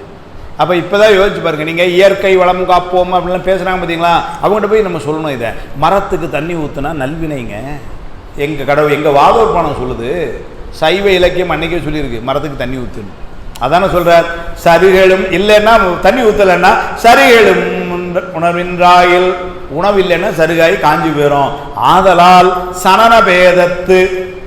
இதுல ரொம்ப நயம் என்னன்னா, எந்த மரம் வந்து புண்ணியம் செஞ்ச உயிரோ அதுக்கு தண்ணி கிடைக்கும், எந்த மரம் பாவம் செஞ்ச உயிரா இருக்கோ அது தண்ணி கிடைக்காம சங்கடப்படும். அப்ப அந்த மரத்துக்கும் பாவ புண்ணியம் இருக்கு. ஏன் சார் மரத்துக்கு போய் பாவ புண்ணியம் இப்படிலாம் பேசலாமா? பேசலாம் பேசலாம். எங்க பெரிய புராணம் மரத்துக்கு போய் இப்படி பாவ புண்ணியம் பேசலாமான்னு பேசலாம்ட்டு. திருவோத்தூருக்கு வாரார், ஆண்மனையை பெண்மனையா மாத்தினார். அப்படித்தானே செஞ்சார் ஞான சம்பந்தர். எல்லாம் பண்ணார், பண்ணி முடிஞ்சுது. அவங்க ரொம்ப மகிழ்ச்சி ஆயிட்டாங்க. ஏன்னா குலதொழில் அது கூட ஒரு நயம். பெரியவங்க என்ன சொல்றாங்கன்னா, ஆண்பனையாய் இருந்தே குலை தள்ளிச்சுன்னு ஒரு சாரார். சில பெரியவங்க அப்படி சொல்லக்கூடாது, பெண்பனையா மாற்றி குலை தள்ளிச்சுங்க. ஏன்னா அது சொல்லும் பொழுது ஒத்தூர் ஈன் குலை ஆண்பனைன்னு தான் சொல்கிறார் பாட்டில் கடைசியில் முடிக்கும்போது. அப்போ ஆண்பனையாக இருந்தே அது குலதெழுத மாதிரி பண்ணிட்டார் அப்படின்னு ஒரு சாரார். இன்னொரு சாரார் இல்லை சார், ஆண்பனையாக இருந்த மரம் அது இப்போ குலதளிச்சுன்னா என்ன அர்த்தம், பெண்மனையாக மாற்றி அதை செஞ்சுட்டார், ஏதோ ஒன்று குலதளிச்சு. அவங்களுடைய வேண்டுகோள் அதுவாக தான் இருந்தது, அதை ஏற்படுத்தி கொடுத்த உடனே இந்த சமணர்களால் வெட்கி தலை குனிந்தார்கள். அது ஒரு பக்கம் இருக்கட்டும். ஞானசம்பந்தர் அதுக்கப்புறம் நடந்த நிகழ்வு நம்ம அந்த பெண்மனையாக மாறிச்சு உடனே வெறிகுன்னு சொல்லிட்டான். அதுக்கப்புறம் நடந்த அதுதான் சேக்கலார் சமயம். அவர் உடனே அங்கேருந்து கிளம்பலை, ஒரு 2 நாள் அங்கே தங்கியிருக்காரு. தங்கி என்ன சொல்கிறாரு, அதுக்கப்புறம் என்ன பார்க்குறாரு, ஞானசம்பந்தர் எங்கே போனார்னாரு, அவர் அடுத்த ஊருக்கு பதியம் பண்ண போயிட்டார். சரி, அந்த மரத்துக்கானலானார், ரொம்ப மகிழ்ச்சி ஆகிட்டான். சரி, சமணர்கள்லாம் என்னாரு, தோற்று போய் வெக்கி தலை குனிஞ்சான். எல்லாம் முடிஞ்சது. சேக்கலார் கேட்குறார், அந்த மரம் என்னாச்சுன்னாரு. அந்த மரம் என்னாச்சு சொல்கிறார் சேக்கலார். சொன்னார், என்ன சொல்கிறார் பாருங்க, ஞானசம்பந்தருடைய திருவாயினால் அந்த மரம் வந்ததுனால அதனுடைய வினையெல்லாம் நீங்கி பாசமெல்லாம் நீங்கி கொஞ்ச காலம் இருந்து முக்தி பேரு அடைஞ்சதுங்கிறார். ஞானசம்பந்தருடைய திருவாயில வந்ததுக்கே முக்தி பேருன்னா ஞானசம்பந்தருடைய தேவாரம் நம்ம வாயில வந்தா முக்தி பேரு நிச்சயம். அதான் சொல்றார். என்னமா சொல்றார் பாரு, அருமையா அப்படியே செய்தியை எடுத்து போட்டார். அழகா அந்த பாட்டு, பிள்ளையார்தம் திருவாக்கில் பிறத்தலால் அத்தாளமும், தாளம்னா பனை, தாளபுலாலக நியாயம்னே ஒன்று வருது பின்னாடி, தாளபீஜ நியாயம் அப்படின்னு பேர். அதுக்கு வினை வெதம் முந்துஜா மரம் முந்துஜான்னு ஒரு நியாயம். அதுக்கு சுவாமி பாஷ்யத்தில் தாளபீஜ நியாயம் அப்படி, பீஜம்னா வித்து, தாளம்னா மரம், இந்த இடத்துல தாளம்னா பனைமரம். பிள்ளையார்தம் திருவாக்கில் பிறத்தலால் அத்தாளமும் முன்புள்ள பாசம் விட்டு அகல, ஆனாமலம் நீங்கிட்டு தான் அதுக்கு முன்புள்ள பாசம் விட்டு அகல, ஒளியா பிறவிதனை ஒளிந்து, அந்த பனைமரமா வந்ததான் கடைசி பிறவியும் அதுக்கு. ஏன்னா ஞானசம்பந்தர் திருவாக்கில் வந்துட்டதுனால ஒளியா பிறவிதனை ஒளிந்து கொள்ளும் நீர்மை காலங்கள், பிராரத்த வினை அனுபவிக்கிற வரைக்கும் இந்த உடம்போடு இருந்துட்டு ஏன் வினை உடலோடு ஏகும், அதனால கொள்ளும் நீர்மை காலங்கள் கழித்து என்ன நடந்ததுன்னாரு, இன்னொரு பிறவியில இல்ல சிவமே கூடினவாள்.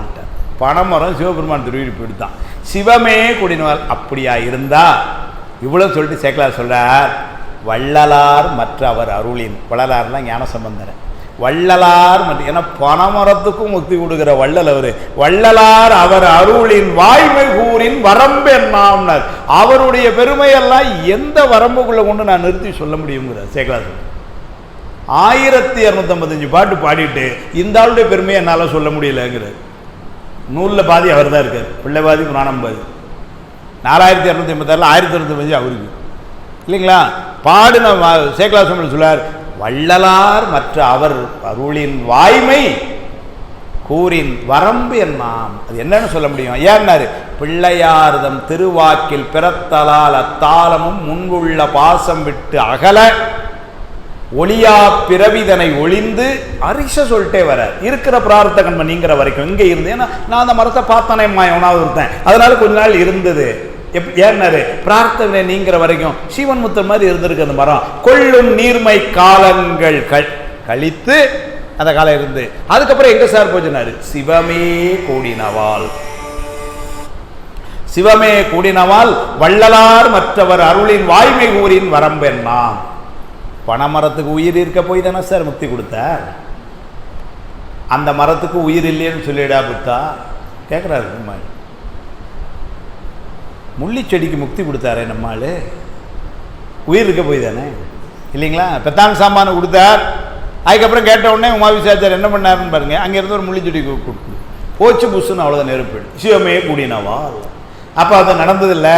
அப்போ இந்த மரஞ்செடி கொடிக்கு உயிர் இருக்குது, அதனால் இந்த மரஞ்செடி கொடிகளை பேணி பாதுகாப்பு தண்ணி ஊற்றி இயற்கையை வளர்த்தோம்னா அதுவும் நாம் செய்கிற சிவபுண்ணியமே. அதுக்காக சொன்னேன். அதனால் இவர் முதல்ல புத்தனை மறுத்துட்டார். மரமும் உயிர் அல்ல என்பை மண்ணும் ஐம்பூதமான உருவினர் போல நன்னீர் உணவினால் கிளை கொண்டு ஒங்கும் சரிகளும் உணவின்றாகில், உணவு ஆகிய நீர் கொடுத்தேன்னா கிளை உண்டாகும், உணவாகிய நீர் நீ கொடுக்கலன்னா சரிகாய் போயிடும். ஆதலால் சனன பேதத்து, அந்தந்த பிறவி பேதம் அறிவினை அறுத்த எங்கோன் ஆர்வீர்க்கு அமைத்ததென்பாய். வன்பெரும் பழுதுகோரன் மண்மிசைத்தானே செகுத்த. அருமையா மறுகிறார். புன்புலால் தின்னல் நன்றென்று உரைப்பை நின் பொய்மை நூலில் தின்பை என்று உரைக்கும் நல்லூன் ஊழல் உயிர் செகுத்தே ஊட்டி உன்பசி தணிப்பார் பாவம் எய்துவது உனக்கு நன்றோ. அருமையாக அவங்களுடைய ஒரு கொள்கை, வெட்டுறது தான் பாவம், வெட்டினதுக்கு அப்புறம் சாப்பிட்றது பாவம் கிடையாது. இது புத்தருடைய கொள்கை. அப்படின்னா என்ன அர்த்தம்னா, யாராவது வெட்டினானா நீங்கள் வீட்டில் தான் வெட்டக்கூடாது, கடையில் வாங்கிட்டு வந்து சாப்பிடலாம். அதான் கொள்கை. கொல்வது பாவம் சொல்கிறார். கொல்வது பாவம் என்றாய் புத்தா அப்படிம்பார், சித்தியாரில் மறுப்பார் பரபக்கத்தில். அதனால் கொல்வது பாவம். ஆனால் யாரோ ஒருத்தர் கொண்டு அல்லது இயற்கையாக இறந்து போய் அப்படி ஆச்சுன்னா அந்த மாமிசத்தை சாப்பிட்றது தப்பு கிடையாது, புத்தனுடைய கொள்கை. இவர் அதை கேட்குறார். என்னமா கேட்குறார் பாருங்க. வன்பெரும் பழுதுகோரல் மண்மிசைத்தானே செகுத்த. ஒரு உயிரை கொல்வது பழுது அப்படின்னு நீ தானே ஒரு காலத்தில் சொன்ன, கொல்லாமைய சொல்லிட்டு அதே நீ செகுத்த புன்புலால் தின்னல் நன்றென்று. ஆனால் புலால் சாப்பிடலாங்கிற நன்றென்று உரைப்பை நின் பொய்மை நூலில். திரும்பவும் சொல்றார், ஒரு நூல் பொய்டா. கொல்வது தப்புன்னு சொன்னவன் நீ, ஆனால் ஒருத்தர் கொண்ட மாமிசத்தை சாப்பிடலாம்னு ஒரு நூல் சொல்லுதுன்னா அது பொய்மை நூல். பொய்மை நூலில் தின்பை என்று உரைக்கு. ஒரு வார்த்தை கேட்டார், நல் ஊன் உடல் உயிர் செகுத்தே ஊட்டி. உடல் உயிர் செகுத்தன உடலிலிருந்து பிரித்துனது அப்படின்னா கொன்றுன்னு அர்த்தம். அப்படி கொன்று உனக்கு அதை ஊட்டி உன் பசி தணிப்பார்.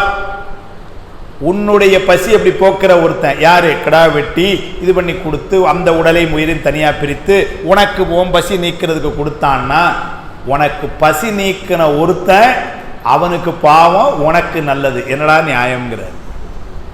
அப்போ உனவுடைய பசி தீர்த்தமும் பாவம் செஞ்சாங்கிற. ஏன்னா வெட்டினது அவன் தானே. அதனால் அது அவங்க வெட்டினாங்க, சாரி எங்களுக்கு தெரியாது, நாங்கள் சாப்பிடலாம் அப்படின்னு சொன்னேன்னா ஓம் பசியை தீக்கிறதுக்கு தானடா வெட்டினான. திருவள்ளுவர் ஒரே போட்டு, திணற் பொருட்டால் உள்ளாது உலகினின் யாரும் விலை பொருட்டால் ஊன் தருவாரில். திருவள்ளுவர் ஒரே அர்த்தப்படு. ஏன்னாடே சாப்பிட்ற அவளே நிறுத்திட்டீங்கன்னா யாருக்கிட்ட அவன் வெட்டுவான்னு. அப்ப என்ன அர்த்தம்? வெட்டின பாவத்தை அவன் ஜெயிர் வைக்கிறது சாப்பிட்றவன் தானே. அப்படி மறுக்கிறார் புத்தன். புத்தன் அப்படி மறுக்கிறார். திருவள்ளுவர் ஏற்கனவே சொன்னதுதான். இவரை என்ன சொல்றாரு பாருங்க. தின்ப உரைப்பை நின் பொய்மை நூலில் தின்பை என்று உரைக்கும் நல்லூன் உடல் உயிர் செகுத்தே ஊட்டி உன் பசி தணிப்பார் பாவம் எய்துவது உனக்கு நன்றோனர். அதனால பிறர் கொன்று உன்னுடைய பசியை போக்குறதுக்கு அவங்க கொடுக்குறாங்க. ஆனா அதனால நீ இப்ப உனக்கு நல்லது, ஆனா அவங்களுக்கு பாவம்னா இது என்ன நியாயம்?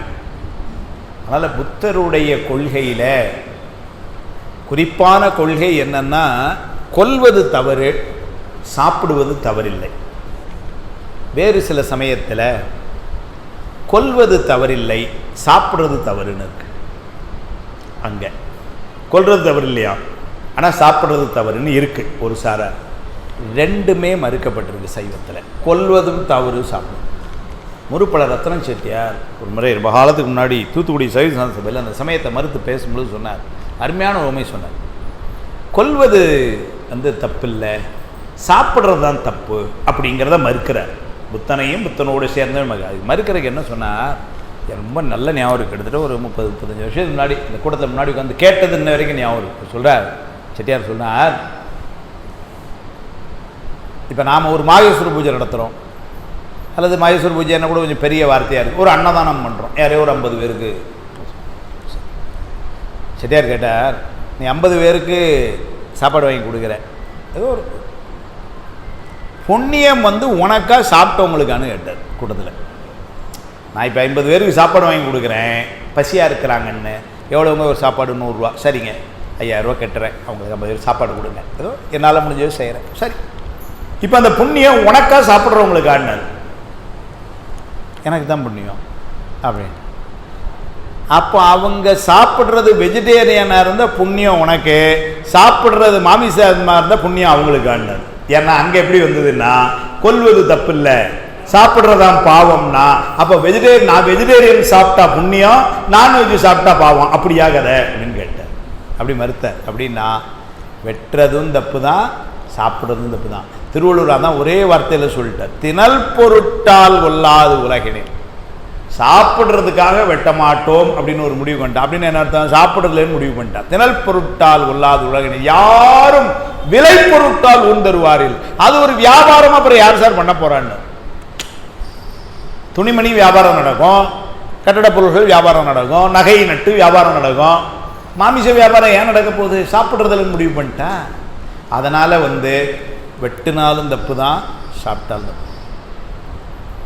சைவ இலக்கியம் தெளிவாக சொல்லிட்டு திருமந்திரம் என்ன இங்கே சொல்லலாம், அதை பொல்லா புலாலை நுகரும் புலையரை எல்லாரும் காண இயமந்தன் தூதுவர் செல்லாக பற்றி தீவாய் நரகினில் மல்லாக்க தள்ளி மறித்து வைப்பார் என்றார் திருமூல. தெளிவாக சொல்லிட்டு பொல்லா புலாலை நுகரும் புலையர் என்ன பண்ணுவாங்கன்னாரு, எல்லாரும் காணங்கிறாரு. அப்படின்னா என்ன அர்த்தம்? ஏதோ இந்த முகத்தை துண்டை போட்டுலாம் போக முடியாதான். நேரத்தில் கூட்டு போகும்போது எல்லாரும் பார்க்குறாங்க, ஓ இவன் தானா, இவன் தானா சார், ஓஹோ அந்த மாமிசம் சாப்பிட்டு இவன் தானே, அந்த எழுதிட்டு போகிறாங்க பாருங்க அப்படின்னு எல்லாரும் காண. யார் கூட்டு போவாங்கன்னார்? இயமந்தன் தூதுவர் அழைத்து போக. இல்லை செல்லாக பற்றினார். காராரும் இழுத்துட்டு வாங்கன்னா, சார் வாங்க பார்த்து வாங்க, முன்னாடி இப்படி வாங்க, வலது கால வச்சு வாங்க, இப்படியா கூட்டு போவான். அது இழுத்துட்டு போகிறான். செல்லாக பற்றி எங்கே கொண்டுனார்? தீவாய் நரகினில். அதில் கொண்டு எப்படி தள்ளுவாங்கன்னாரு. அதான் ஒரு வார்த்தை போட்டார் பாருங்க சார். சார் ஒரு பயம் ஒரு இதாகுதுன்னு வச்சுக்கலாம், என்ன பண்ண முதல்ல கண்ணை முடிக்கிடுவோம். இவர் என்ன பண்ணாராம், அவன் அதை அனுபவிக்கணும். அதனால எப்படி கொண்டு போட்டாராம்? மல்லாக்க தள்ளின்னு தீயில கொண்டு போய் குப்புறத்தள்ளல, மல்லாக்க தள்ளி மறித்து வைப்பாரே அப்படின்னு சொல்லிட்டு அப்படி சொல்றார்.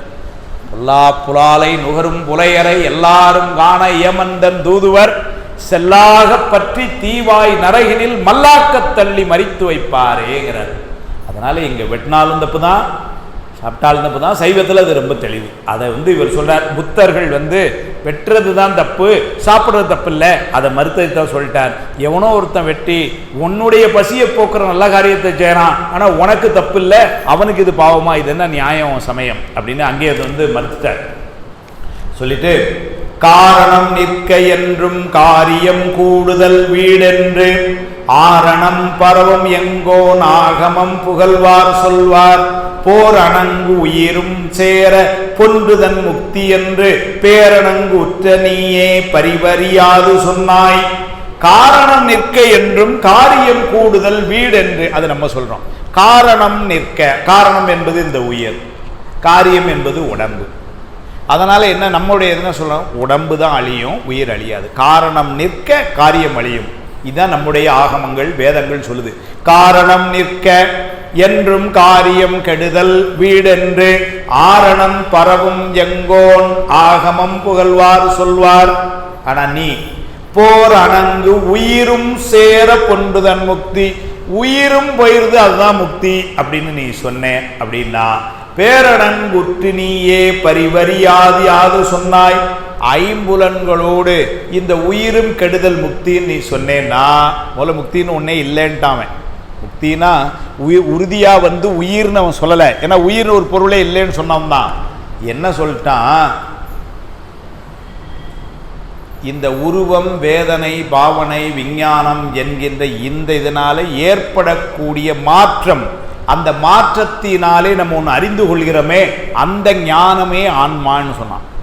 அப்ப அவனுடைய முக்தி என்பது அந்த ஞானம் கெடுதல், அவ்வாறு ஒரு மாற்றம்லாம் இல்லாம எல்லாம் ஒன்னா தெரிகிறதுன்னு சொன்னான். அப்ப அந்த ஐம்புலன்களுடைய உணர்வு நீங்க உயிருக்கு முக்தி, உயிர் இல்லை அப்படின்னு ஒரு பொருள் சொன்னா அடிப்படையா ஒரு கேள்வி, முக்தியை யார் அனுபவிக்கிறான்னு கேட்டார்.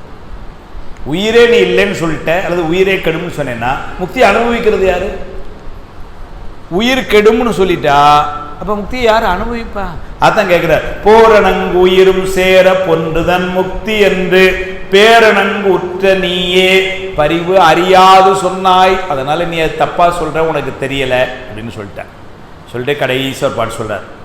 அழிந்திடும் ஐந்து கந்த முக்தி என்று உரைத்தாய், ஐந்தும் அழிந்திடின் முக்தி பெற்றார் ஆரென வினவும் காலை அழிந்திடும் ஐந்தினும் உண்டாம் உணர்வென உரைக்கின் ஐந்தும் அழிந்ததும் இலையா முக்தியாவதும் இல்லை என்றார்.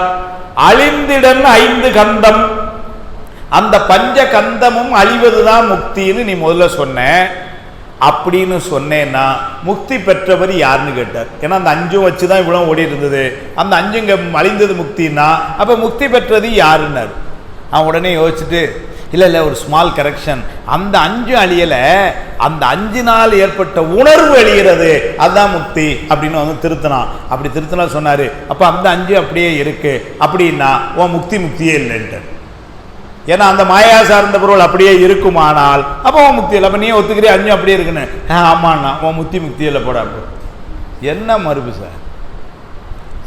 அழிந்திடின் 5 கந்த முக்தி என்று உரைத்தாய், 5 அழிந்திடின் முக்தி பெற்றாரார். அப்படி கேட்ட உடனே வினவும் காலை அழிந்திடும் 5 உண்டாம் உணர்வென, அது 5 அழியும்னு சொல்லல, அதுல ஏற்பட்ட உணர்வு அதுதான் அழியும் என்று உரைக்கின்.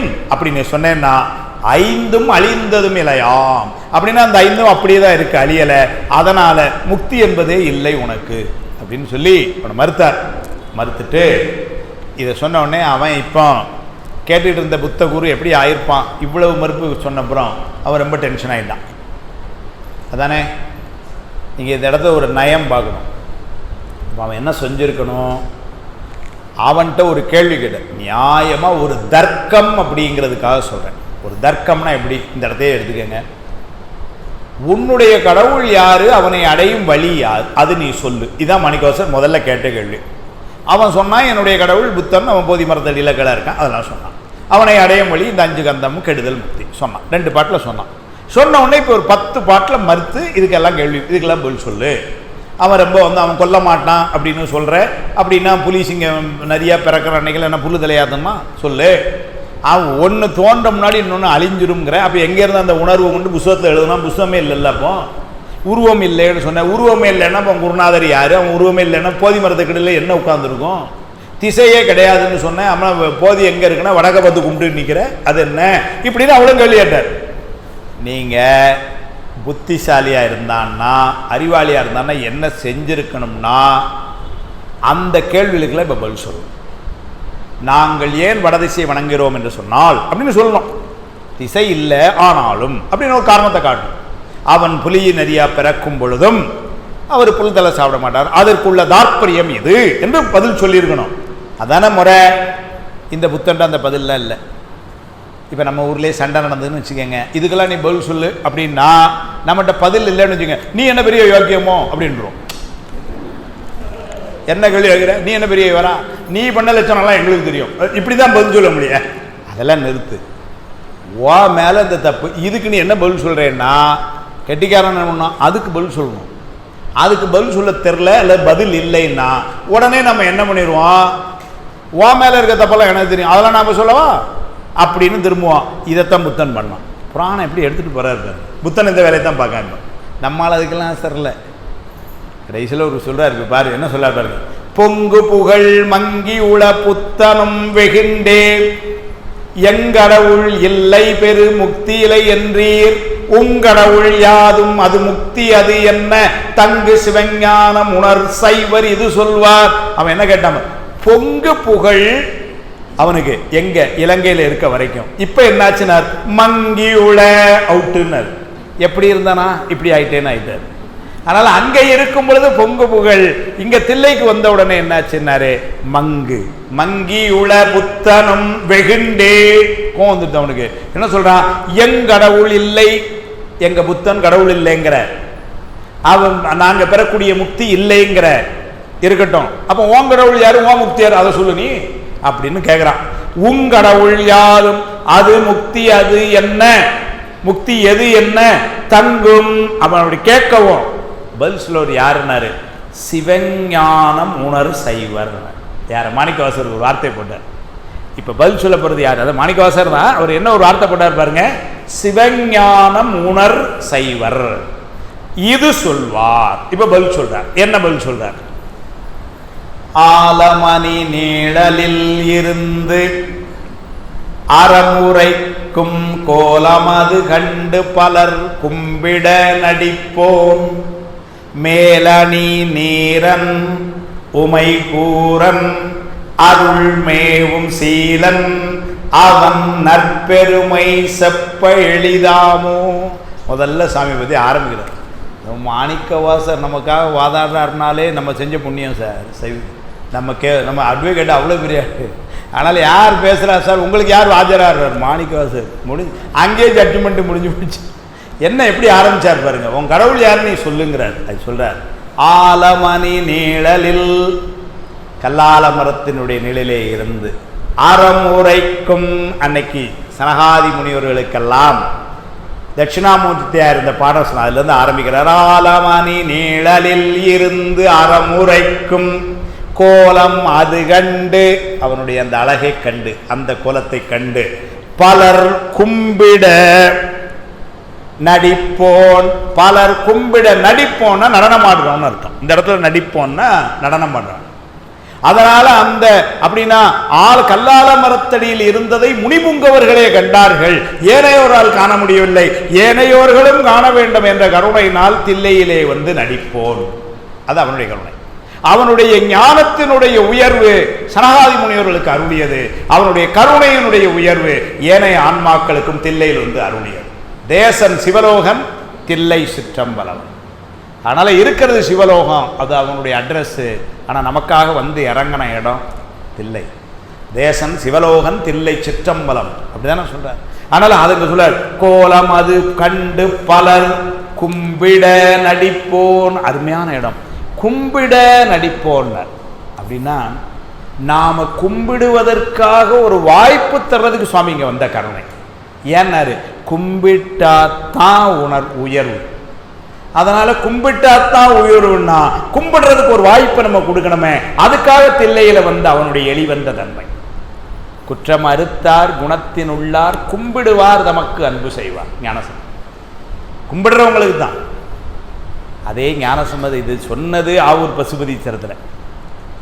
குற்றம் அறுத்தார் குணத்தின் உள்ளார் கும்பிடுவார் தமக்கு அன்பு செய்வார் ஒற்றை விடையினர் நெற்றிக் கண்ணார் உறைபதியாகும் செறிவுகள் மாடம் சுற்றிய வாசலில் மாதர் விழா சொற்கவி பாட நிதானம் நல்கனர். நிதானம்னா பொண்ணுன்னு அர்த்தம்.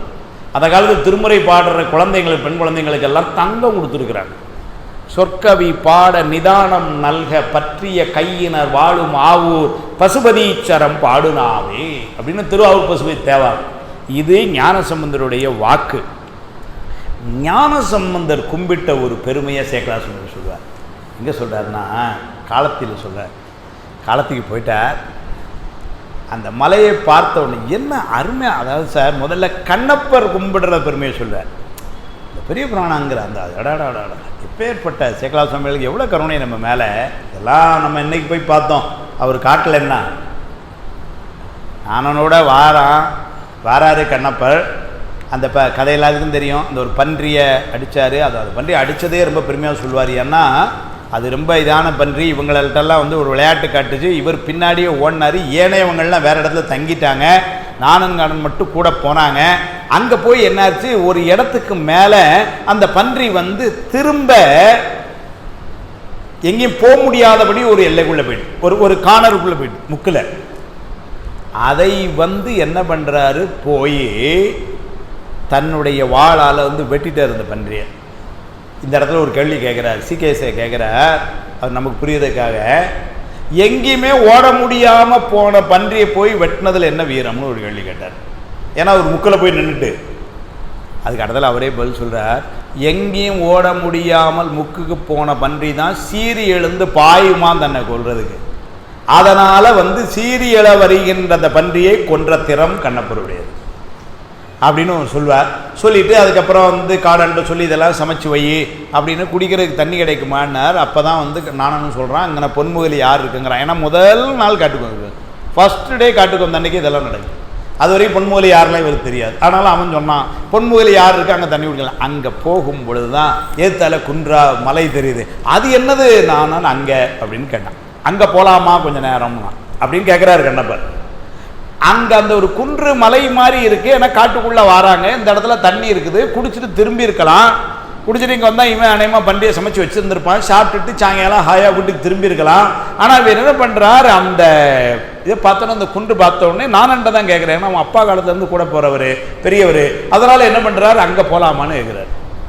அவன் உடனே என்ன பண்ணுறான், போகலான்னு சொல்லிட்டு என்ன சொல்ல, நானே தோன்றும் குன்றில் நன்னுவேம் என்ன போலாம்ங்கிறார் கண்ணப்பன். அந்த மலைக்கும் போலாமே அப்படின்னு, நானே வா தோன்றும் குன்றில் கண்மலத்துல நன்னுவேம் என்ன அப்படி சொன்ன உடனே நான் என்ன சொல்ல, நானன் காண நீ போதின் நல்ல காட்சியே காணும் இந்த, நீ அங்க போனேன்னா ஒரு நல்ல காட்சியை பார்ப்ப. எப்படி அவன் பக்கத்தில் இருக்கான் பாருங்க சார், அங்கதான் குடும்பத்தவர் இருக்கிறார். அதனால நானன் காண நீ போதின் நல்ல காட்சியே காணும் இந்த கோனுயர் இந்த சேனுயர் திருக்காலத்தி மலைமிசை எழுந்து, சேனுயர்னா வானலாவியன்னு அர்த்தம், சேனுயர் திருக்காலத்தி மலைமிசை எழுந்து செவ்வே கோணமில் குடுமித்தேவர் இருப்பர் கும்பிடலாம் என்றான். அடாடா, நானும் என்ன சொல்றேன், அந்த காட்டில் அங்கே போனேன்னா இன்னும் அந்த பக்கம் கூட 2 சிங்கம்லாம் அடிக்கலாம் சொல்லலை. அங்கே ஒன்றும் பெருசாக பார்க்கறதுக்கு ஒன்றும் இல்லைப்பா, அதே மாதிரி காடு தான், செடி கொடி தான், அங்கேயும் போய் என்னத்தை பார்க்க போகிற வாச்சா சொல்ல. இவர் போலாம்னு சொன்ன உடனே அவன் சொல்றான், போலாம், நல்லதொரு காட்சி காண்பாய், அங்கே என்ன இருக்குன்னாரு, கோணமில் குடுமித்தேவர். கோணம்னா குற்றம், கோணமில் குற்றமில்லாத குடுமித்தேவர்னு சிகேஸ்வய்யா ஒரே எழுதலை, சுந்தரமுத்தையா ஒரே எழுதலை. அவனை வழிபடுபவர்களுக்கு குற்றமில்லையாமல் செய்கின்ற குடுமித்தேவராம். என்ன சார் அவனுக்கு குற்றம் இல்லாதவனு சொல்றது, நீ யாரா முட்டாளு, நீ அவனை பேசுறதுக்கு உனக்கு என்ன தகுதி இருக்கு? அப்ப கோணமில் குடுமித்தேவர்னு யாருனாரு, அவனை வழிபடுகின்றவருக்கு குற்றம் இல்லாமல் செய்பவன். எது போல, மயர்வு அற நந்தி முனிகணத்து அளித்த, அங்க கல்லால் நிழல் மலைவில்லார் அருளிய பொல்லார்னா அங்கே மலைவில்லாமல்னா மயக்கம் இல்லாத சிவபெருமான்னு சொல்லல, வழிபடுபவர்களுக்கு மயக்கம் இல்லாமையாக செய்யும் சிவபெருமான் என்பது போல. அதனால சொல்லிட்டு எங்க சொல்லிட்டார், கோணமில் குடுமித்தேவர். அது ஒன்று. இன்னொன்னா கோணம்னு ஒரு உயர்னு அர்த்தம். அப்படின்னா கோணமில் அப்படின்னா வேதத்தினுடைய முடிவாக இருக்கின்ற உபநிதத்தினுடைய தலையாய பொருளாக இருப்பவர் குடுமித்தேவர்னு ஒரு பொருள். கோணமில் குடுமித்தேவர்னா, கோணம்னா உயரன்னு அர்த்தம். அப்படின்னா வேதத்தினுடைய அந்தமாய் இருக்கின்ற உபநிதத்தினுடைய உயர்விலே இருக்கின்ற பொருள் சுவாமி. அதனால வேதம் 4 மெய்ப்பொருளாவது நாதன் நாமம் நமச்சிவாயவே என்று சொல்வது போல அந்த வேதமும் உபநிடதங்கள் எல்லாம் காட்டுகின்ற உயர்ந்த பொருளாகிய சிவபெருமான் ஒரு பொருள். ஆனால் இந்த இடத்துல கோணமில் அப்படின்னா குற்றம்னு எளிமையாக எடுத்துக்கொள்ளலாம். குற்றம் இல்லாமையாய் செய்கின்ற கோணமில் குடுமித்தேவர் இருப்பர் என்ன வார்த்தைப்படாமல் கும்பிடலாம் என்றார். அதனால அங்கே போனால் குடுமித்தேவரை கும்பிடலாம் சொன்னார். இவருக்கு ஆர்வம் பெருசு ஓடினார். இது கண்ணப்ப நாயனார் கும்பிடுது. இப்போ சில ஆண்டுகள் கழித்து சினிமாவில் சொல்ற மாதிரி ஞானசம்பந்தர் காலத்துக்கு வரார். காலத்தில் வழிபாடு செய்கிறார். காலத்தினாதர வழிபாடு செய்கிறார். முதல்ல சொல்கிறார், தாழ்ந்து எழுந்து ஞானசம்பந்தர் செய்த வழிபாடை சேக்கலார் சம்பந்தர் எப்படி பேசுகிறார் பாருங்க. தாழ்ந்து எழுந்து விழுந்து வணங்குறார். திருமலையை தொழுது கொண்டேங்கிறார். அப்படின்னா மேலே வச்ச கையை கீழே இறக்காமலே குடும்பிச்சிருக்க அந்த மலையை பார்க்க போறார். நல்லா யோசிச்சு பாருங்க. தொழுது கொண்டே, திருமலையை தொழுது கொண்டே. நமக்கு திருமலை காலத்தி மலை தான். இன்னொரு திருமலை கைலாயம். நல்ல வேலை கேட்டுட்டு எனக்கே பயம் என் தேவைக்கோட்டை. அதனால தாழ்ந்து எழுந்து, அதுதான் சுரேஷ் ஐயா எல்லா வாரமும் வகுப்புக்கு வாங்கன்னு சொல்றோம் உங்களை. நீங்க அப்பப்போ இந்த மாதிரி தாழ்ந்தெழுந்து திருமலையை தொழுது கொண்டே தடம் சிலாதல சோபனத்தால் ஏறி, சிலாதல சோபனத்தால் ஏறினார். சிலாதலம்னா மலைன்னு அர்த்தம். அந்த மலையில எப்படி ஏறினாரு? படிப்படியா ஏறினார். அதான் சோபானம் அப்படின்னா படிப்படியா. நம்முடைய வினையெல்லாம் சோபானறிய படிப்படியா கழியுங்க. அதனால படிப்படியா மேல சோபானத்தால் ஏறி வாழ்ந்து இமையோர் குலாம் நெருங்கு மணி நீள் வாயில் மருங்கிறைஞ்சி, கோயில் உள்ள உள் புகுந்து வளர்வொர் கோயில் சூழ்ந்து, கோயிலை சுத்தி வந்து வலம் கொண்டு இறைவர் துருமுன்பு எய்தி, களத்தி அப்பர் முன்னாடி போயிட்டார், திருமுன்பு எய்தி தலைமேற் கொண்ட செங்கைங்கிறார். அப்போ காலத்தி மலையை பார்த்த உடனே கையை தூக்கின ஞானசம்பந்தர் காலத்திநாதர் சந்நிதி வரைக்கும் இப்படியே தான் இருந்திருக்கு கை. அவருக்கு ஆர்த்தோ ப்ராப்ளம்லாம் கிடையாது, கையை நேர் அப்படியே இருந்திருக்கு கை. அதான் சொல்றாரு அந்த வழிபாடு எப்படி தொழுதகை தலை மீதேற துளும்பு கண்ணீருள் மூழ்கி அழுதடி அடைந்தன்பன் அடியவர் கடிமை செய்வார். அப்படிதானே துதியிலே வச்சார் திருவிழா படம். எழுதரு மறைகள் தேரா இறைவரை எல்லில் கங்குல் பொழுதரு காலத்தென்றும் பூசனை விடாது செய்து தொழுதகை தலை மீது ஏற, அவ்வளவுதான் சொன்னார். அப்புறம் இறங்கின பத்தி சொல்லல. தொழுதகை தலை மீது ஏற துளும்பு கண்ணீருள் மூழ். அதே மாதிரிதான் இவருக்கும் இங்க. அதனால என்ன சொல்லிட்டார், திருமலையை தொழுது கொண்டே அப்படின்னு சொல்லி ஆரம்பிச்சவரு இப்ப சாமி பக்கத்துல வந்துட்டார். சூழ்ந்து வளங்கொண்டு இறைவர் திருமுன்பு எய்தி தொழுது தலைமேல் கொண்ட செங்கை, அப்படியே தான் இருக்கு. செங்கை போற்றி வீழ்ந்து எழுவார். அந்த காலத்தினாதரை விழுந்து வணங்கி எழுவார். கும்பிட்ட பயன் காண்பார் போல் மெய்வேடர் பெருமானை கண்டு வீழ்ந்தார். சார், காலத்தினாதர வழிபாடு செய்த புண்ணியம் கண்ணப்பரை வழிபாடுறதுக்கு வாய்ப்பு கிடைச்சுதான். எங்க கொண்டு வச்சார் பாருங்க அடியார். கண்ணப்ப நாயனாரை வழிபட்ட புண்ணியம் காலத்தினாதரை போய் வழிபட்டார்னு சொல்ல, காலத்தினாதரை வழிபட்ட புண்ணியம் கும்பிட்ட பயன் காண்பார் போல் மெய்வேடர். மெய்வேடர் யாரு? கண்ணப்பர். மெய்வேடர் பெருமானை கண்டு வீழ்ந்தார். எந்திரிச்சு வணங்கினார். கண்ணப்பர் பார்த்தார், திரும்ப ஞானசம்பந்தர் விழுந்து வணங்கினதுன்னா இங்கே தான் காமிக்கிறது. ஏன்னா ஞானசம்பந்தர் எங்கேயும் அப்படி வேற எங்கேயும் விழலை. அப்படின்னா விழலைன்னா கோயிலில் விழுறார், அடியார் இளைஞர். இதுக்கு வரும்பொழுது சொல்றார், திரு ஆலங்காடு வரும்பொழுது அம்மையார் செய்த இடம் அப்படின்னு சொல்லி அஞ்சுறார். கண்ணப்பர் இடத்துல தான் விழுந்து வணங்குறாரு. ஏன்னா இவங்கெல்லாம் பின்னாடி சுந்தரர் வணங்குறார். ஏன்னா காலத்தால் பின்னாடி வரார். அதனால பிள்ளையார் திருவதாரம் செய்த பெரும்புகலி உள்ளும் நான் விதியேன் என்று ஊர் எல்லை புறம் வணங்கிலாம் பாடுறார். இது எங்க பெருமான், அவர் ஞானசம்பந்த பெருமான் உளவார படையாளி இல்லைங்களா? அரசு உலகேத்தும் உளவார படையாளி கைத்தொண்டு செய்த அப்படின்னு திருவதிகையில அங்க நான் உள்ள கால் வைக்கப்படாதுன்னு சுத்தி சித்தவடம்படத்துக்கு போறார். இதெல்லாம் பின்னாடி. ஆனா ஞானசம்பந்தருக்கு முன்னாடி அப்படி யாரும் இல்லை. அதனால அவர் யாரையுமே இது பண்ணல. அது நேர சுவாமிகிட்ட. இன்னொன்னும் பார்த்தீங்கன்னா அதுதான் சித்தாந்தம். அது சர்புத்திர மார்க்கமா வந்தது. அதனால சுவாமியுடைய குழந்தை அது யாருக்கு போய் வணங்க போகுது? ஆனா அவர் வணங்குறார்னா அம்மையை வணங்குறார். திரு ஆலங்காட்டில் இங்க வணங்குறார். சொல்றார், வீழ்ந்து எழுவார் கும்பிட்ட பயன் காண்பார் போல் மெய்வேடர் பெருமானை கண்டு வீழ்ந்தார். அதனால அந்த கும்பிடுதல் வணக்கம் அதைத்தான் இங்க சொல்றார். அப்படி சுவாமி என்ன பண்ணான், கருணையினால நாமெல்லாம் கும்பிடுமாறு தில்லையிலே நிற்கிறான். அது சொல்றார், ஆலமணி நீழலில் இருந்து அறமுறைக்கும் கோலம் அது கண்டு பலர் கும்பிட நடிப்போன். ஆள் எப்படி சார்ந்தார், மேல் அணியும் நீரன், மேல முழுமையா திருநீர் பூசி இருக்கிறான். மேலணியும் நீரன் உமை கூரன் பாதியில் அம்மா வச்சிருக்கிறான். அப்படியே கோலத்தை முழுமையா சொல்லு. உன் கடவுள் யாருன்னு கேட்ட கேள்விக்கு பதில் சொல்ற. கோல் நீ மேல் அணியும் நீரன் உமை கூரன் அருள் மேவும் சீலன். சுவாமி எல்லாருக்கும் அருள் வரக்கூடிய தன்மையானவன். அருள் மேவும் சீலன் அவன் நற்பெருமை செப்ப எளிதாமோ.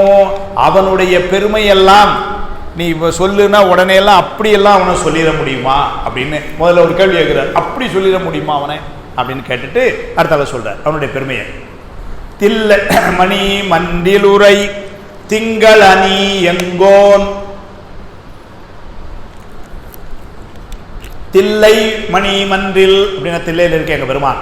தில்லை மணி மன்றிலுரை திங்கள் அணி எங்கோன் எல்லை உளனோம் ஒளிய என்று அருள் புரிந்தே சொல்லும் அளவில் பலதொடுத்து நவிலாதே நெல்லும் இது ஊரும் என நீசன் உரைத்தான். தில்லைமணி மண்டிலுரை திங்கள் அணி எங்கோன் சந்திரனி பெருமான் அவனுடைய பெருமையை மொழிய எல்லை உளனோ, பாட்டு எல்லை உளனோ மொழியன்னு வருது. அவனுடைய பெருமையை மொழிய எல்லை உளனோ, அவனை பத்தி சொல்லி முடிக்க முடியுமா எங்களால? அதனால பாட்டு பொருள் குழம்பு இப்படி உள்ள வேண்டி இருக்கு.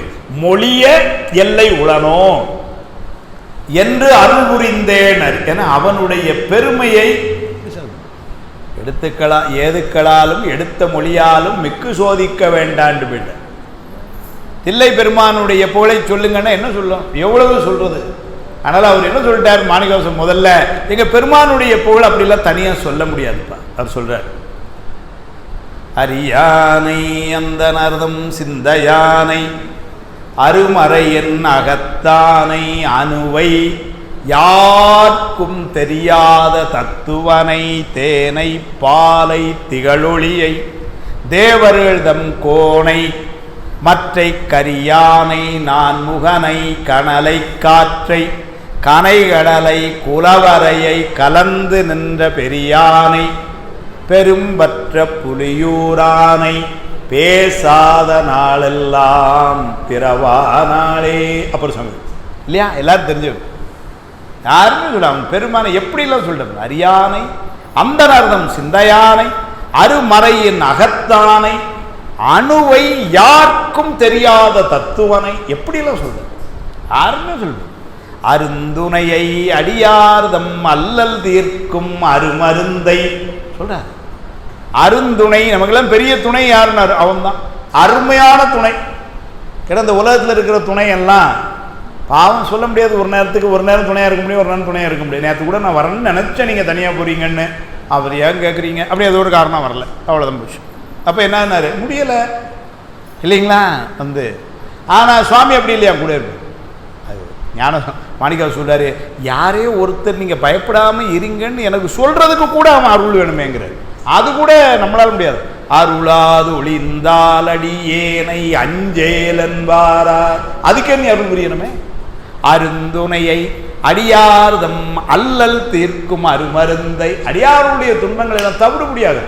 அடியார்தம் அல்லல் தீர்க்கும் அருமருந்தை அகல் ஞாலத்து அகத்துள் தோன்றி வரும் துணை சுற்றமும் பற்றும் விட்டு எல்லாத்தையும் வான் புலன்கள் அகத்து அடக்கி மடவாரோடும் பொருந்தனை மேல் வரும் பயனை போக மாற்றி பொது நீக்கி தனை நினை. அருமையான சொல், பொது நீக்கி தனை நினையான.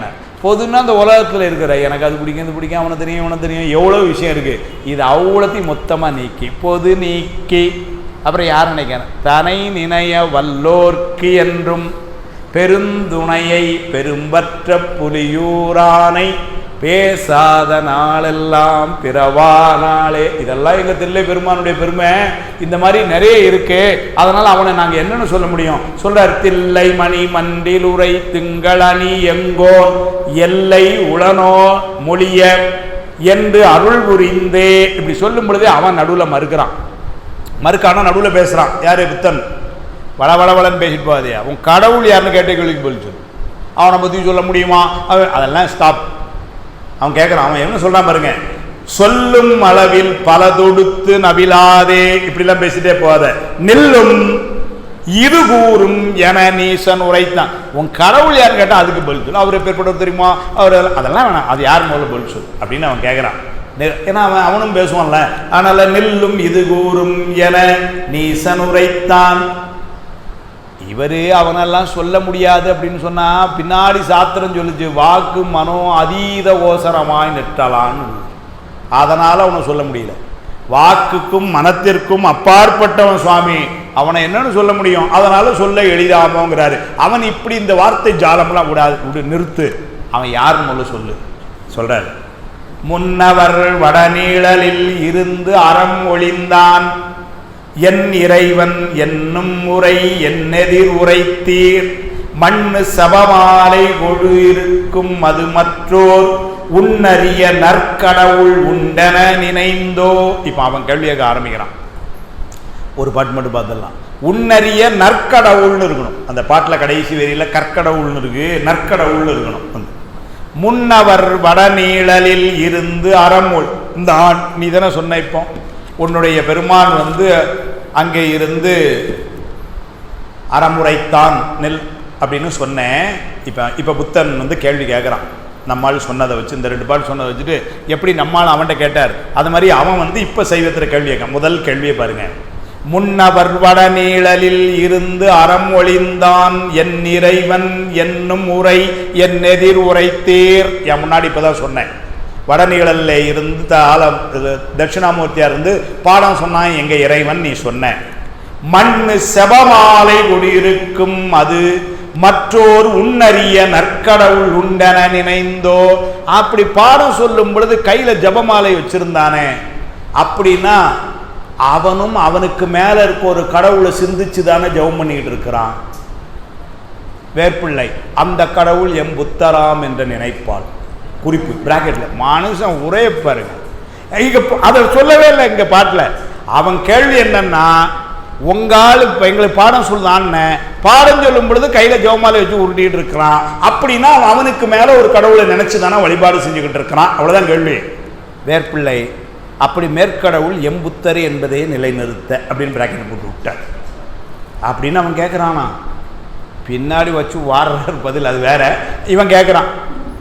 ஆனால் அந்த செபமாலை பெருமையெல்லாம் நமக்கு தெரியும், அப்புறம் வச்சு விடுவாங்க. அதனால உன்னறிய நற்கடவுள் உண்டென நினைந்தோ அப்படின்னா அவனுக்கு மேல ஒரு கடவுள் இருக்கான்னு நினைச்சுதானே அவனை வழிபாடு செய்யறான். முதல் கேள்வி. 2வது கேள்வி, மல்லல் உலகத்தவர் வணங்கிட நடிப்பன் தில்லையிறை என்ன உரை செப்பி நீர் சகத்தே நல்ல அறிவினோர்கள் சிலர் நாடும் அவர் உண்டாய் அல்லது மைச்சைதனில் ஆடுபவர் உண்டோ.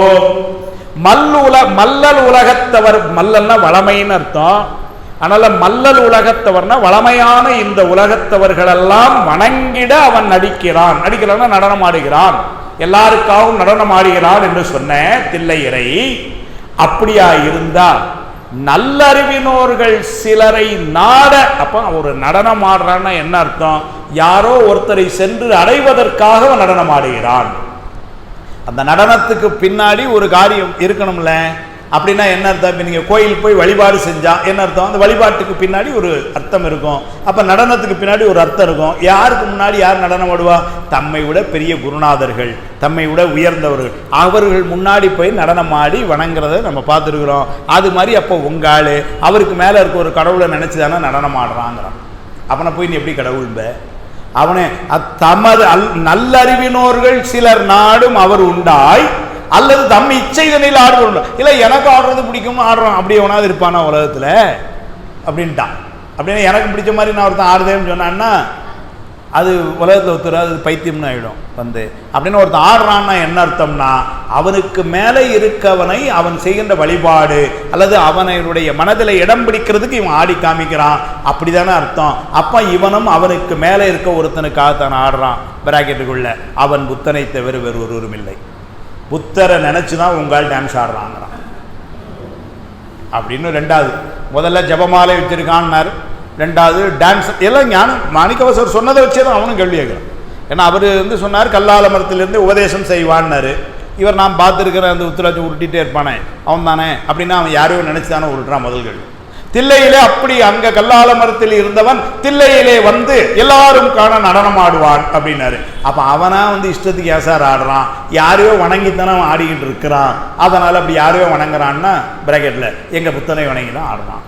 2வது. 3வது, வையம் முழுதும் உய்யமணி மன்றினுள் நடிப்போன் மெய்யணியும் நீரனென மேன்மை கொடுவைத்தீர் செய்ய ஒளி தங்கு திருமேனிதனில் நீரே துய்யதன ஓதும் அது தொல்லிறை முனைந்தான். நீ சொன்ன அப்படி தில்லையிலே நாடுற பெருமான் உடம்பெல்லாம் திருநீர் பூசி இருக்கிறான். எதுக்கு திருநீர் பூசி இருக்கிறான்? அது ரொம்ப மேன்மையானது, அதிசுத்தமாக யாரும் உரை எழுதுவார். ரொம்ப மேன்மையானது, சுத்தமான பொருள்னு. அப்போ உன்னுடைய கடவுளுக்கும் சுத்தத்தை தேடி ஒன்று தேவைப்படுது. அதனால தான் அவன் திருநீர் அணிந்தான். கேள்வி கேட்கிறார். எப்படி கேள்வி அமைச்சார் பாருங்க. மெய்யணி நீரன் என மேன்மை உடுரைத்தேர். எங்க பெருமான் வந்து உடம்பெல்லாம் திருநீர் பூசியிருக்கான்னு ரொம்ப பெருமையா சொன்னேன்.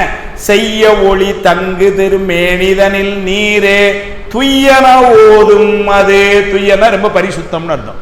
அப்போ உங்கள் வந்து பரிசுத்தமான திருநீரை அணிந்திருக்கிறான்னு என்ன அர்த்தம்?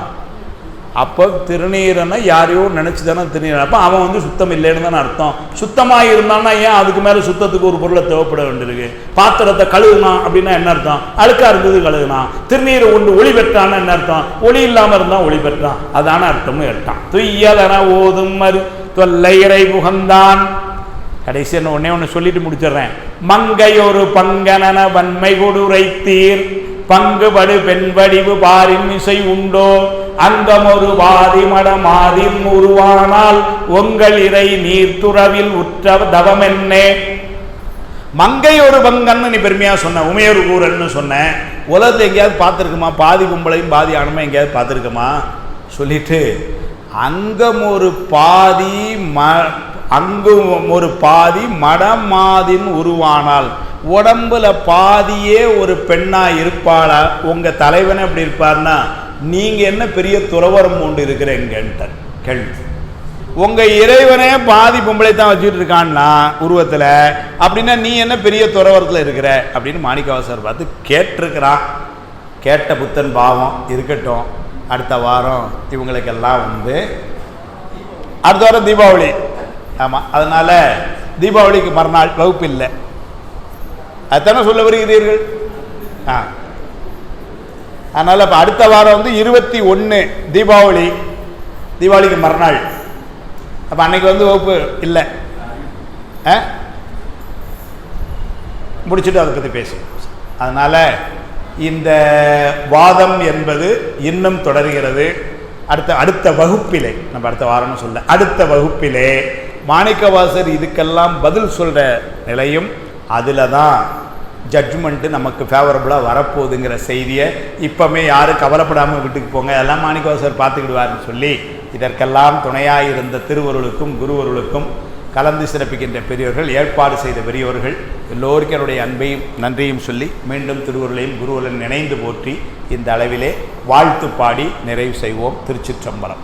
வான்முகில் வளாது பெய்க மலிவளம் சுரக்க மன்னன் கோன்முறை அரசு செய்க குறைவிலாது உயிர்கள் வாழ்க நான்மறை அறங்கள் ஓங்க நத்தபம் வேள்வி மல்க மேன்மைகுள் சைவ நீதி விளங்குக உலகமெல்லாம் மேன்மைகுள் சைவ நீதி விளங்குக உலகமெல்லாம் மேன்மைகுள் சைவ நீதி விளங்குக உலகமெல்லாம். தென்னாடுடைய சிவனே போற்றி, எந்நாட்டவர்க்கும் இறைவா போற்றி.